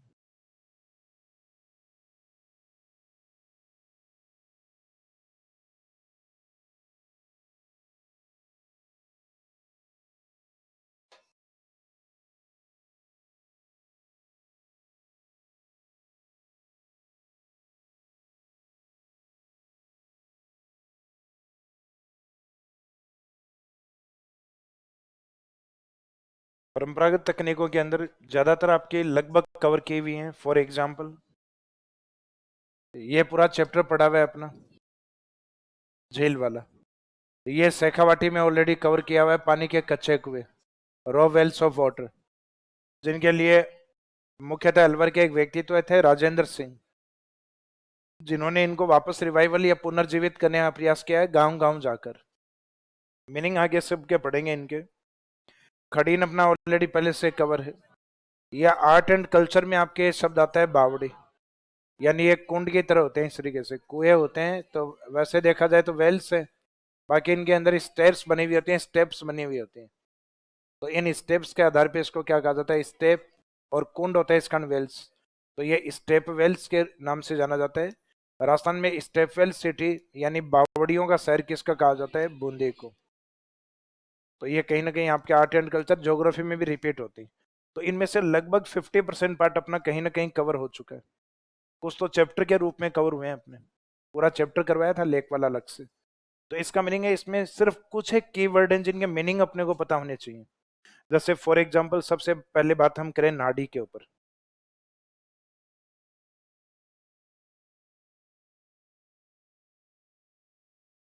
तो नाड़ी कहा जाता है कि अब ये जितने भी वाटर कंजर्वेशन टेक्निक्स हैं, इन सब में ज्यादातर में एक लाइन कॉमन है कि इनमें नदियों का पानी या वर्षा जल को संग्रहित किया जाता है।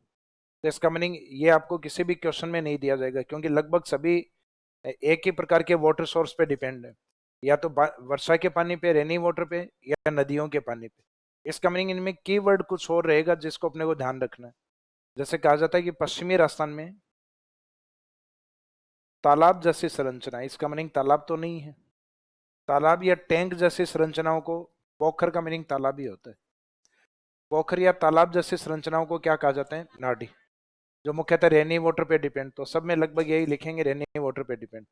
तो पश्चिमी राजस्थान में तालाब जैसी संरचनाओं को या पोखर जैसी संरचनाओं को क्या कहा जाता है, नाडी। इनके लिए कहा जाता है कि जो जोधपुर के राजा थे राव जोधा, ये हालांकि राजस्थान अध्ययन की बुक में गलत लिखा हुआ है कि राजस्थान में पहली नाडी 1520 में बनाई गई थी, जो राव जोधा ने बनाई थी। तो उस समय राव जोधा नहीं, उनके वंशजों के द्वारा बनाई गई थी। राव जोधा उससे पहले थे।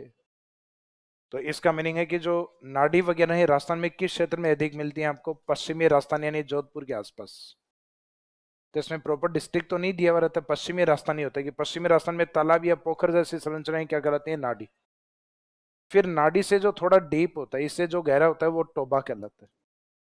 तो टोबा का जो क्वेश्चन आएगा उसमें नाडी को दिया जाएगा क्वेश्चन के अंदर कि नाडी से डीप स्ट्रक्चर या संरचनाओं को क्या कहा जाता है। तो नाड़ी से गहरी संरचना टोबा कहलाती है। अब ज्यादा डीप होंगी है तो इसका मीनिंग इसमें पानी की मात्रा ज्यादा रहेगी। अब पानी ज्यादा है तो उसको हम पेयजल के रूप में, हमारे पेयजल के अलावा पशु पेयजल के रूप में,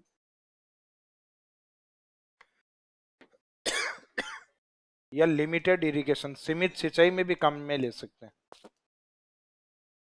अब यहाँ सीमित सिंचाई का मीनिंग ये होता है, जैसे टोबा है, इस टोबा में अगर आप ये प्रयास करें कि यहाँ बड़ी मोटर लगाएगी और पूरे खेत में आपने फव्वारे लगा दिए और मोटर को चला दिया, तो घंटे 2 घंटे बाद टोबा में टोपा भी नहीं बचेगा।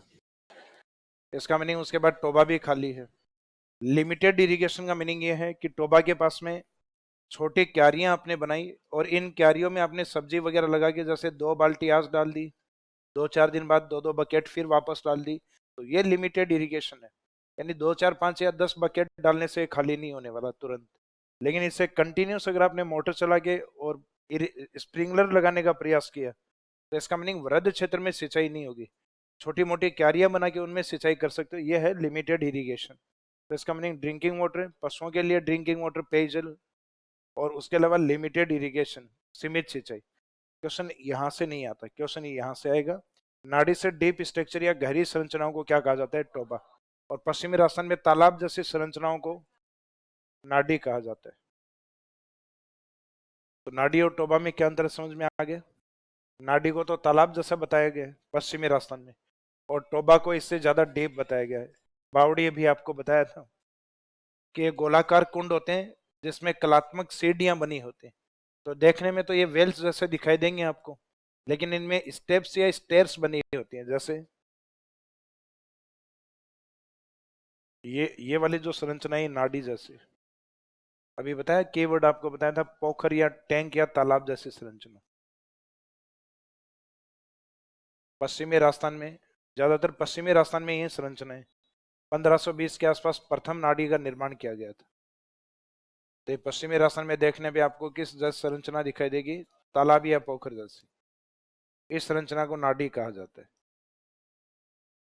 नेक्स्ट, नाडी से जो थोड़ा सा डीप होता है, हालांकि डीप तो यहाँ तो नहीं दिखाई देगी अपने को, लेकिन ये शब्द ये रहेगा इसमें, इसकी डीप या गहराई है वो नाडी से अधिक है।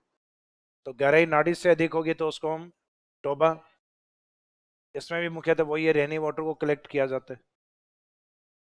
इसके बाद में बावड़ी। तो बावड़ी होती है सीढ़ी नुमा कुएं जिसमें स्टेयर्स या स्टेप्स बनी होती है। तो इसमें जगह जगह स्टेप्स या स्टेयर्स बनी होती है नीचे उतरने के लिए। ये अपने जयपुर के पूर्व में दौसा में आभानेरी की चांद बावड़ी, जो राजा मिहिर के द्वारा बनाई गई। राजा मिहिर जिनको चांद राजा भी कहा जाता है। तो ये जो पिक्चर है किसकी है? ये चांद बावड़ी,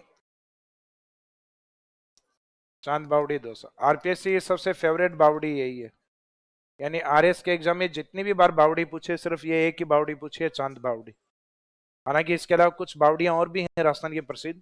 तो इसमें क्वेश्चन में ये ध्यान रखना, स्टेप्स वाले जो वेल्स हैं यानी सीढ़ी नुमा जो कुएं वाली संरचना है उनको क्या कहा जाता है? बावड़ी। राजस्थान में ये बूंदी की तरफ अधिक है, इस कारण बूंदी को क्या बोला गया है? बावड़ियों का शहर। जैसे वाटर कंजर्वेशन के लिए लेक्स अपने कहाँ बनाई गई हैं ज्यादा? उदयपुर। इस कारण राजस्थान की लेक सिटी उदयपुर को कहा गया है। वैसे स्टेपवेल सिटी किसको बोला गया है? बूंदी। अब बावड़ी वाले के अंदर जो कुछ एग्जाम्पल अपने आते हैं,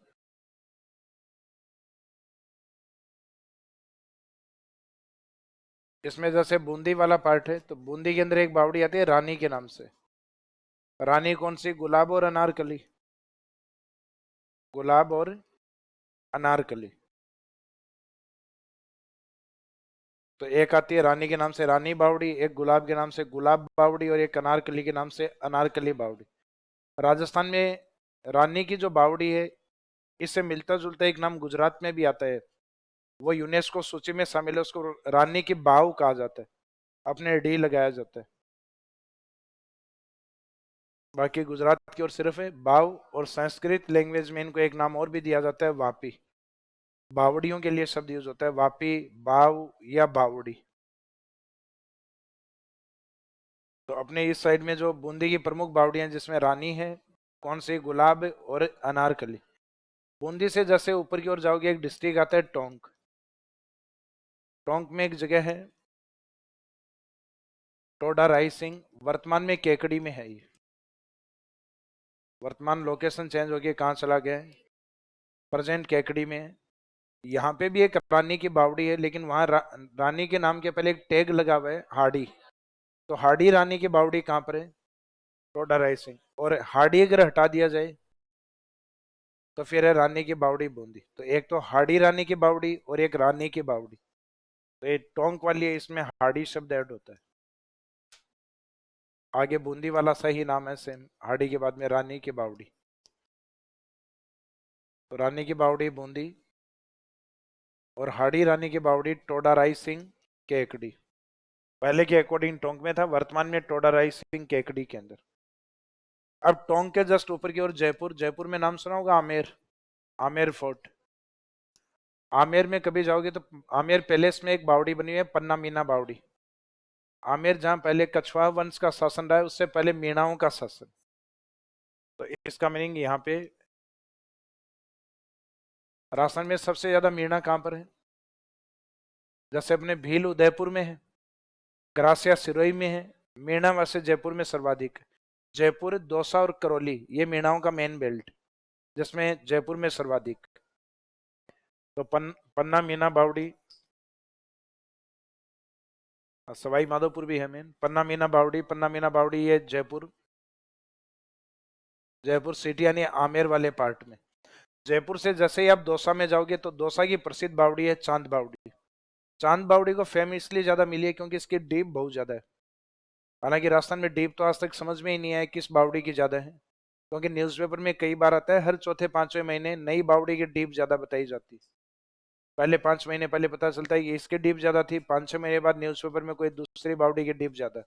लेकिन अभी तक अपने जो ज्योग्राफी वगैरह में लिखा जाता है उसमें मोस्ट डीपेस्ट जो बावड़ी है स्टेपवेल्स है वो मानी जाती है चांद बावड़ी, जो लगभग 120 फीट गहरी है। यानी धरातल पे एक मंजिल देखिए अब 12 मंजिल बनी हुई। तो 12 मंजिल जितनी इमारत धरातल के ऊपर दिखाई देती है आपको, उतनी ही डीप जमीन में देखो फिर। तो इसका मीनिंग लगभग 10 फीट की एक इमारत मानी जाती है। तो लगभग 120 फीट की 12 मंजिल, तो उतनी डीप में बनी हुई है चांद बावड़ी। तो ये चांद के नाम से आती है। चांद बावड़ी कहाँ स्थित है? दौसा या आभानेरी के अंदर। तो दौसा में जगह है आभानेरी, और वहीं पे दौसा में चांद बावड़ी के अलावा 2 बावड़ी है नजदीक बनी हुई है, जिनमें एक बड़ी बावड़ी और एक छोटी बावड़ी। तो उनको बोला गया है बड़ी बावड़ी, और जो छोटी बनी हुई है वो छोटी बावड़ी। तो चांद बावड़ी, बड़ी बावड़ी, छोटी बावड़ी, ये तीनों कहाँ पे? दौसा में। पन्ना मीना बावड़ी जयपुर के अंदर आमेर वाले पैलेस में। और रानी की बावड़ी, रानी, गुलाब और अनारकली, ये तीनों कहाँ पर है? बूंदी में। और हाड़ी रानी कहाँ पर है? बूंदी के जस्ट ऊपर वाला जो पार्ट है, यानी टोंक की तरफ जो प्रेजेंट केकड़ी, टोडा राई सिंह के अंदर हाड़ी रानी की बावड़ी। एक आपको ध्यान हो, नवलखा शब्द करवाया था मैंने, नवलखा लेक करवाई थी मैंने आपको बूंदी की तरफ, तालाब करवाया था 12, बावड़ी करवाई थी डूंगरपुर, उदयपुर में पिछोला के पास एक तलाई लिखवाई थी, दूध तलाई, और एक दूध बावड़ी बताई थी सिरोही के अंदर। तो अपना जो ये अरावली के सदन वाले पार्ट में उदयपुर के अंदर, यहाँ दूध तलाई के नाम से आती है। जबकि आप सिरोही में चले जाओगे तो एक बावड़ी आएगी इसी नाम से, दूध बावड़ी। और सिरोही की एक बावड़ी है जिसको राजस्थान की प्राचीनतम बावड़ी यानी ओल्डेस्ट या एंशियंट स्टेपवेल में मानी जाती है लाहिनी बावड़ी। तो राजस्थान की सबसे पुरानी बावड़ी कौन सी है? लाहिनी बावड़ी सिरोही। ये राजस्थान में ओल्डेस्ट स्टेपवेल है, सबसे पुरानी बावड़ी। बावड़ियों में जनरली क्या होता है, जैसे इनमें स्टेयर्स जो बनी हुई होती हैं, लगभग तीन तीन पार्ट की, और जो स्टेयर्स होती हैं वो थोड़ी ऊपर से स्पेस छोड़ के और स्टेयर्स को थोड़ा सा नीचे बनाया जाता है। जबकि बावड़ी का एक फेस जिसपे पैलेस या महल बना होता है, जहां से बावड़ी में एंट्री की जाती है, यानी इस महल से होते हुए आप बावड़ी की ओर एंटर करते हो, और यहाँ पे सीढ़ियां ऊपर तक बनाई जाती हैं ताकि इन सीढ़ियों से इजीली आप नीचे तक जा पाओ। जिसका मीनिंग चारों तरफ जो सीढ़ियां होती हैं वो कई जगह इक्वल नहीं होती, तीन और नीचे रखी जाती हैं। पैलेस या महल जिस साइड में बना हुआ है उस और स्टेयर्स ऊपर तक होती है। तो इसका मीनिंग बावड़ी में एंट्री करने वाली जो साइट है वो है पैलेस महल वाली साइट। तो उदयपुर में ऐसे बावड़ी का एक फेस नहीं है, एक बावड़ी ऐसी है जिसमें एंट्री फेस उसमें 3 है। जैसे इधर से एंट्री, एक इस साइड में भी महल बनाया हुआ है, एक इस साइड में भी, 3 तरफ से एंट्री, इसको कहा गया है त्रिमुखी बावड़ी, 3 मुख वाली बावड़ी। तो राजस्थान में त्रिमुखी बावड़ी किसके पास है? उदयपुर। और दूध बावड़ी तलाई तो उदयपुर में, बावड़ी कहाँ है? सिरोही। और लाहिनी बावड़ी सिरोही। नवलखा बावड़ी उदयपुर के जस्ट नीचे डूंगरपुर। और अपन जयपुर से निमराना की ओर जाते हैं, निमराना यानी वर्तमान कोटपुतली बहरोड, पहले तो अलवर का पार्ट था। तो निमराना में जो बावड़ी बनी हुई है, बावड़ी का नाम तो निमराना बावड़ी के नाम से ही है।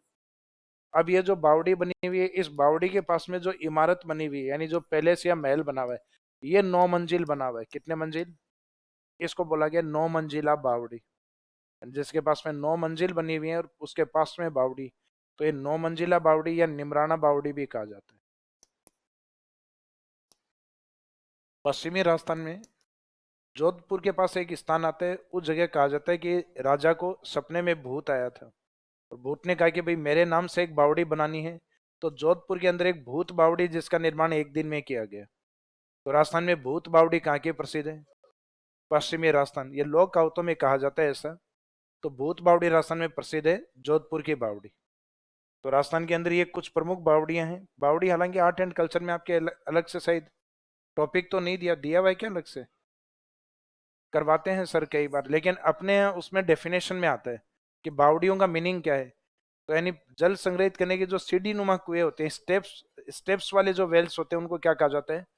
बावड़ी। जो संख्या में सबसे ज्यादा कहाँ है? बूंदी। और उनके ये 2 4 5 एग्जाम्पल अपने लिखे हुए हैं, ये याद होने चाहिए आपको। हालांकि आरएस में ट्रेंड एक का ही है, दौसा वाले कोई पूछते हैं जनरली, तो वो सबसे इंपॉर्टेंट है चांद बावड़ी। तो बावड़ियों में कीवर्ड ये रहेगा आपका सीढ़ी नुमा कुएं, स्टेप्स वाले जो वेल।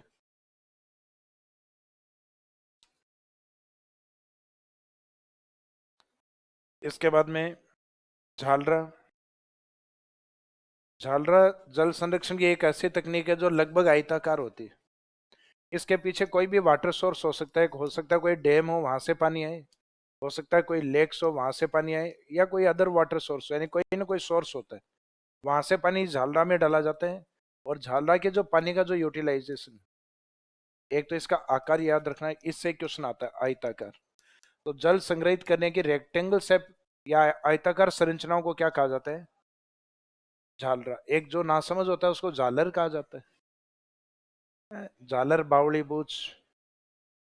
और जो पानी संग्रहित करने वाली रेक्टेंगल शेप होती है उसको झालर नहीं, उसको ये पश्चिमी राजस्थान में एक प्रसिद्ध झालरा आता है तूरजी का झालरा। ये जो स्ट्रक्चर है ये हालांकि अपनी तरफ से फेस देखते हुए आयताकार है इस प्रकार से।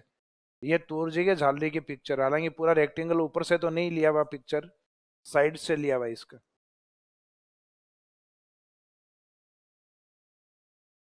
ये तूरजी झालरा, ये प्रसिद्ध झालरा है राजस्थान में, ये जोधपुर की तरफ बना हुआ है। अब ये जो झालरे होते हैं इनके पानी के अंदर मुख्यतः धार्मिक रीति रिवाज के स्नान किए जाते हैं। धार्मिक रीति रिवाज का मीनिंग है जैसे किसी एक घर में कोई डेथ होती है, तो जैसे ही वो शमशान घाट जाके वापस घर लौटते हैं, तो किसी वाटर पॉइंट से होते हुए जाते हैं, कुएं वगैरह झालरा वगैरह, तो उस प्रकार के रीति रिवाज के स्नान होते हैं इनके अंदर। और अगर एज ए बाथिंग अगर ये यूज हो रहा है तो पेयजल में काम नहीं आएगा फिर। तो इसकी खास बात है, एक तो ये सामान्यतः रेक्टेंगल से आयताकार स्ट्रक्चर में होते हैं, फिर एक धार्मिक रीति रिवाज के इसमें स्नान किए जाते हैं, इस कारण इसका पानी का यूज पेयजल में नहीं किया जाता। तो इसमें 2 3 विशेषताएं, एक तो रेक्टेंगल शेप, एक मुख्यतः यूज है वो एज ए बाथिंग स्नान के रूप में, तो स्नान के रूप में यूज हो रहा है, तो ड्रिंकिंग वाटर के रूप में यूज नहीं किया जाएगा। और इसका एग्जाम्पल है तूरजी झालरा जोधपुर। ये शायद आपके नोट्स में नाम नहीं लिखा हुआ होगा, तूरजी झालरा।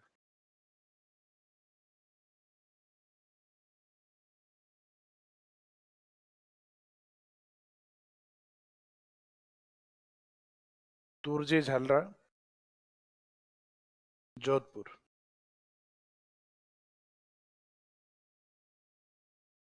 तो बावड़ियां तो होती हैं सीढ़ी नुमा कुएं, और ये होते हैं रेक्टेंगल शेप में आयताकार। एक एक की वर्ड है, सिर्फ वो याद रखना है। पश्चिमी राजस्थान में तालाब या पोखर की तरह नाडी होता है, नाडी से डीप जो होगा वो टोबा होगा।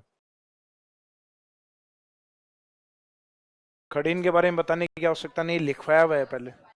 इसमें क्वेश्चन ये रहेगा, पश्चिमी राजस्थान में पालीवाल ब्राह्मणों की झीलों को क्या कहा जाता है? खड़ीन। सर्वाधिक किस क्षेत्र में है? जैसलमेर की ओर। बेरी या कोई। बेरी या कोई का मीनिंग ये होता है कि जैसे बारिश के दौरान अपने किसी झील में, तालाब में, या ग्रामीण क्षेत्र में जोहड़ में पानी अधिक है, तो इसके पास में झील तालाब या जोहड़ के पास अपन क्या करते हैं, एक कम डीप वाला कुंड बना लेते हैं, कम गहराई वाला गोलाकार बना लेते हैं। अगर ज्यादा गहराई में बना दिया तब तो ये पाताल से जोड़ दोगे, अब ज्यादा डीप में बनेगा वो तो क्या कहलाएगा? कुआं। और कम डीप वाला होगा उसको कहेंगे कुई। अब यहां से जो पानी का रिसाव होके धीरे धीरे इसमें आता रहता है, जैसे पानी क्योंकि मिट्टी रहती है इसमें, तो ये थोड़ा सा मिट्टी वाला गाद जैसा पानी दिखाई देता है, लेकिन धीरे धीरे मिट्टी बैठ जाती है, पेयजल के रूप में यूज किया जाता है। अपने पश्चिमी राजस्थान में इंटरनेशनल बॉर्डर जैसलमेर बीकानेर में सबसे ज्यादा कोई या बेरी प्रसिद्ध है। लोकल में इनको बेरी भी कहा जाता है। शेखावाटी के अंदर इस साइड में हम कुई किसी और को कहते हैं, क्योंकि सीवेज लाइनें नहीं होती हर जगह, तो वो क्या करते हैं, सीवेज लाइन को जमीन के अंदर, पानी को अंदर जो गोल गोल से फर्मे बना के अंदर बैठाते हैं ना, यानी कम डीप वाले, इस तरीके से शेखावाटी में हम इसको भी कुई कहते हैं। पश्चिमी राजस्थान वाले पेयजल वाली को कुई कहते हैं, तो दोनों में बहुत फर्क है। ज्योग्राफी में आई तो ये वाला सही है कुई। तो मीनिंग ये रहेगा कि गोलाकार और कम डीप वाले जो कुएं होते हैं, सीढ़ियां नहीं होनी चाहिए, सीढ़ियां होते ही वो क्या होगा, बावड़ी। तो जो गोलाकार और कम डीप वाले जो कुएं या वेल्स होते हैं उनको क्या कहा जाता है, कुई या बेरी। ये इंटरनेशनल बॉर्डर पे सबसे ज्यादा यही अपनाए जाते हैं, जैसे जैसलमेर और बीकानेर। तो इंटरनेशनल बॉर्डर वाला कॉन्सेप्ट है, तब आंसर ये रहेगा कि अंतरराष्ट्रीय सीमा पे वाटर कंजर्वेशन की किस टेक्निक को अधिक अपनाया जाता है। और क्वेश्चन ये रहे कि जैसलमेर में पालीवाल ब्राह्मणों के द्वारा, तब आंसर रहेगा खड़ी। तो ये इस प्रकार के होते हैं, जैसे छोटा कुंड होता है, इसमें कई बार कच्ची ईंटें भी लगी होती हैं, तो पास का कोई वाटर सोर्स होता है, उसे धीरे धीरे वाटर लीकेज होते होते इसमें आता रहता है। तो इसमें रहता है किसी भी इसके नजदीक हो सकता है कि तालाब हो, जोहड़ हो, हालांकि ये याद रखने की आवश्यकता नहीं। याद ये रखना है कि ये छोटे, गोलाकार और कम डीप, कम गहराई वाले, कम गहरे गड्ढे होते हैं। और ये मुख्यतः जैसलमेर, बीकानेर यानी अंतर्राष्ट्रीय सीमावर्ती क्षेत्रों में अधिक पाए जाते हैं।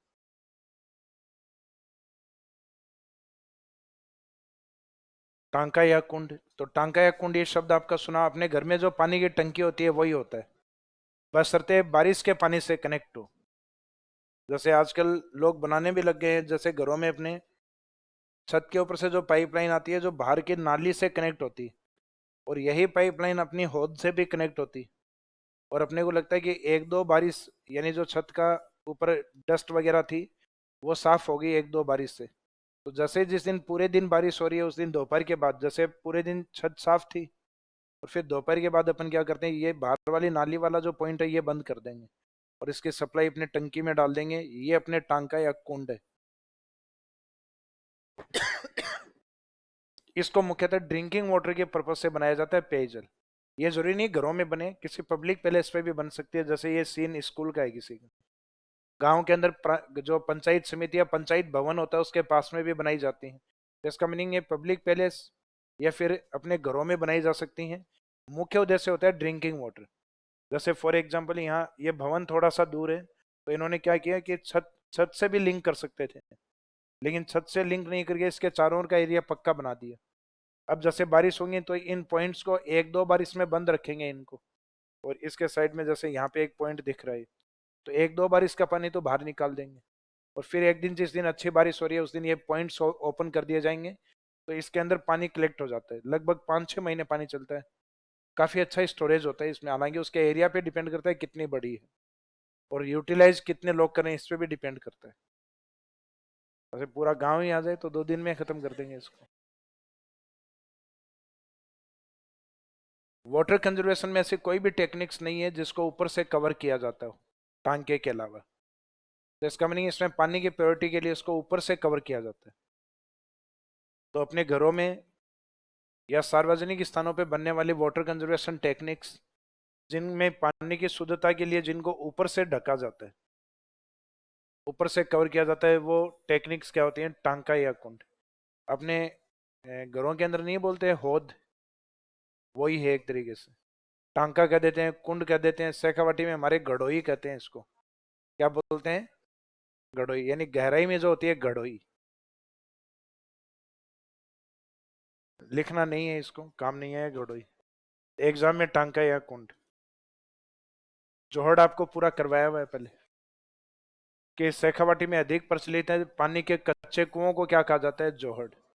बस यहाँ ये याद रखना है, इनको रिवाइवल या पुनर्जीवित करने का प्रयास किसने किया, अलवर के राजेंद्र सिंह, जिनको जोहड़े वाले बाबा कहा जाता है। और उनके इस कार्य के लिए एशिया का सबसे best award Raman Magsaysay award दिया गया इनको।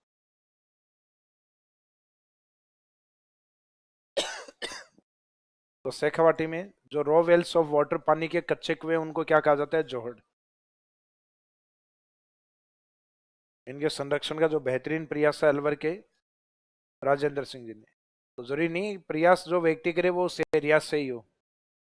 जैसे टाइगर मैन कैलाश सांकला जोधपुर से थे, टाइगर सर्वाधिक रणथंभौर सवाई माधोपुर में।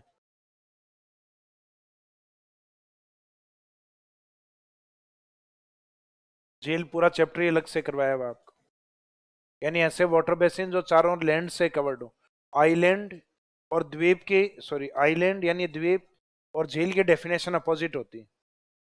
एक ऐसा स्थलीय भाग, ऐसा लैंड पार्ट जो चारों ओर पानी से कवर हो, तो उसको हम क्या बोलेंगे, आइलैंड या द्वीप। और एक ऐसा जल बेसिन जो चारों ओर लैंड से कवर्ड हो, उसको लेक कहा जाता है। तो लेक और आइलैंड की डेफिनेशन अपोजिट होती है। वो स्थलीय भाग जो चारों ओर पानी से घिरे हों उनको आइलैंड या द्वीप, और वो वाटर बेसिन जो चारों लैंड से कवर्ड हो उनको, ये जो सीन है ये पिछोला झील का है। तो बता रहे हैं सबसे खूबसूरत झीलों में से एक है पिछोला झील। झील अलग से पूरा टॉपिक, और उसमें उदय से खूब सारे लिखवाए हुए हैं, लगभग 9-10 ऑब्जेक्टिव्स या उसके मुख्य उद्देश्य या झीलों के महत्व अलग से करवाए हुए हैं आपको।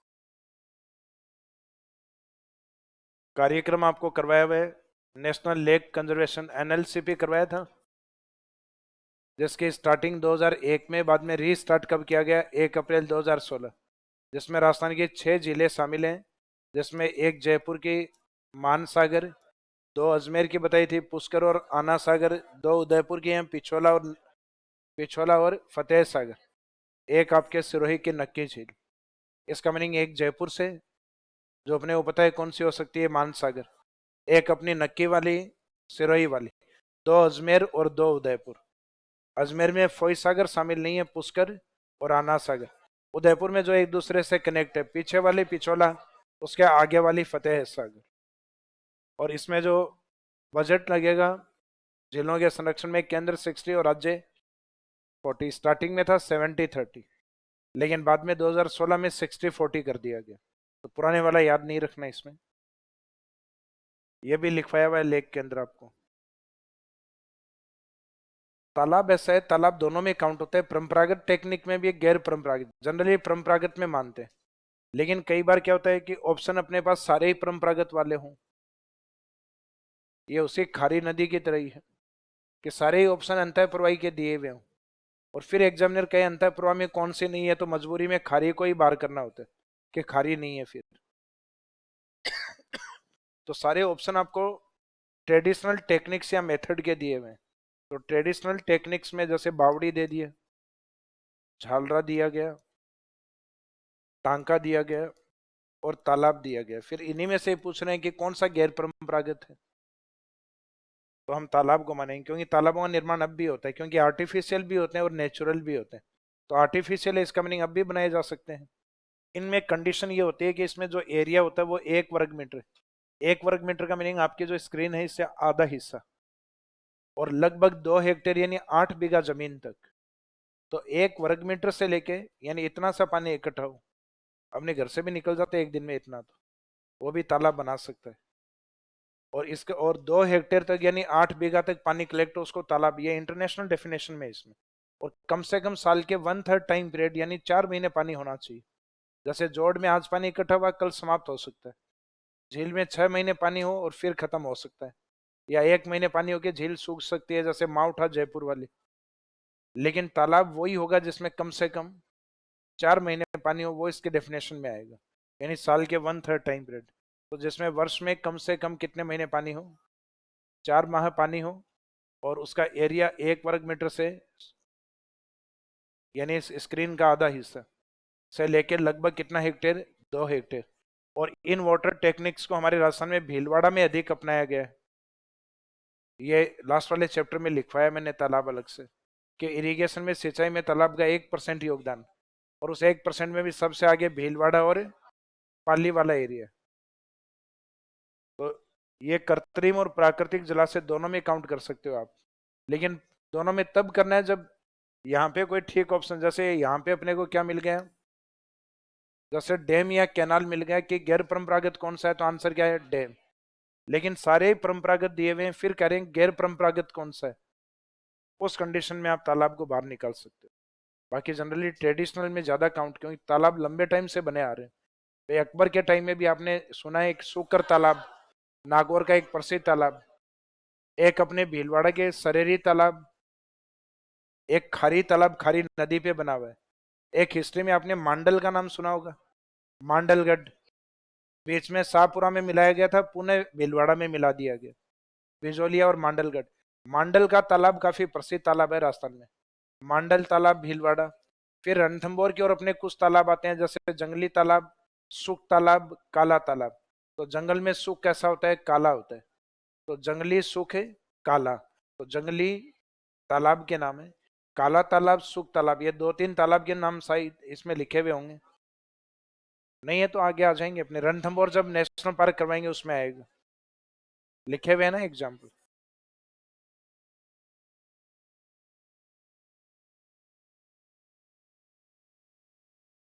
ये वाले परंपरागत अपने कंप्लीट हो गए, गैर परंपरागत लास्ट वाले चैप्टर में कंप्लीट हो चुके हैं।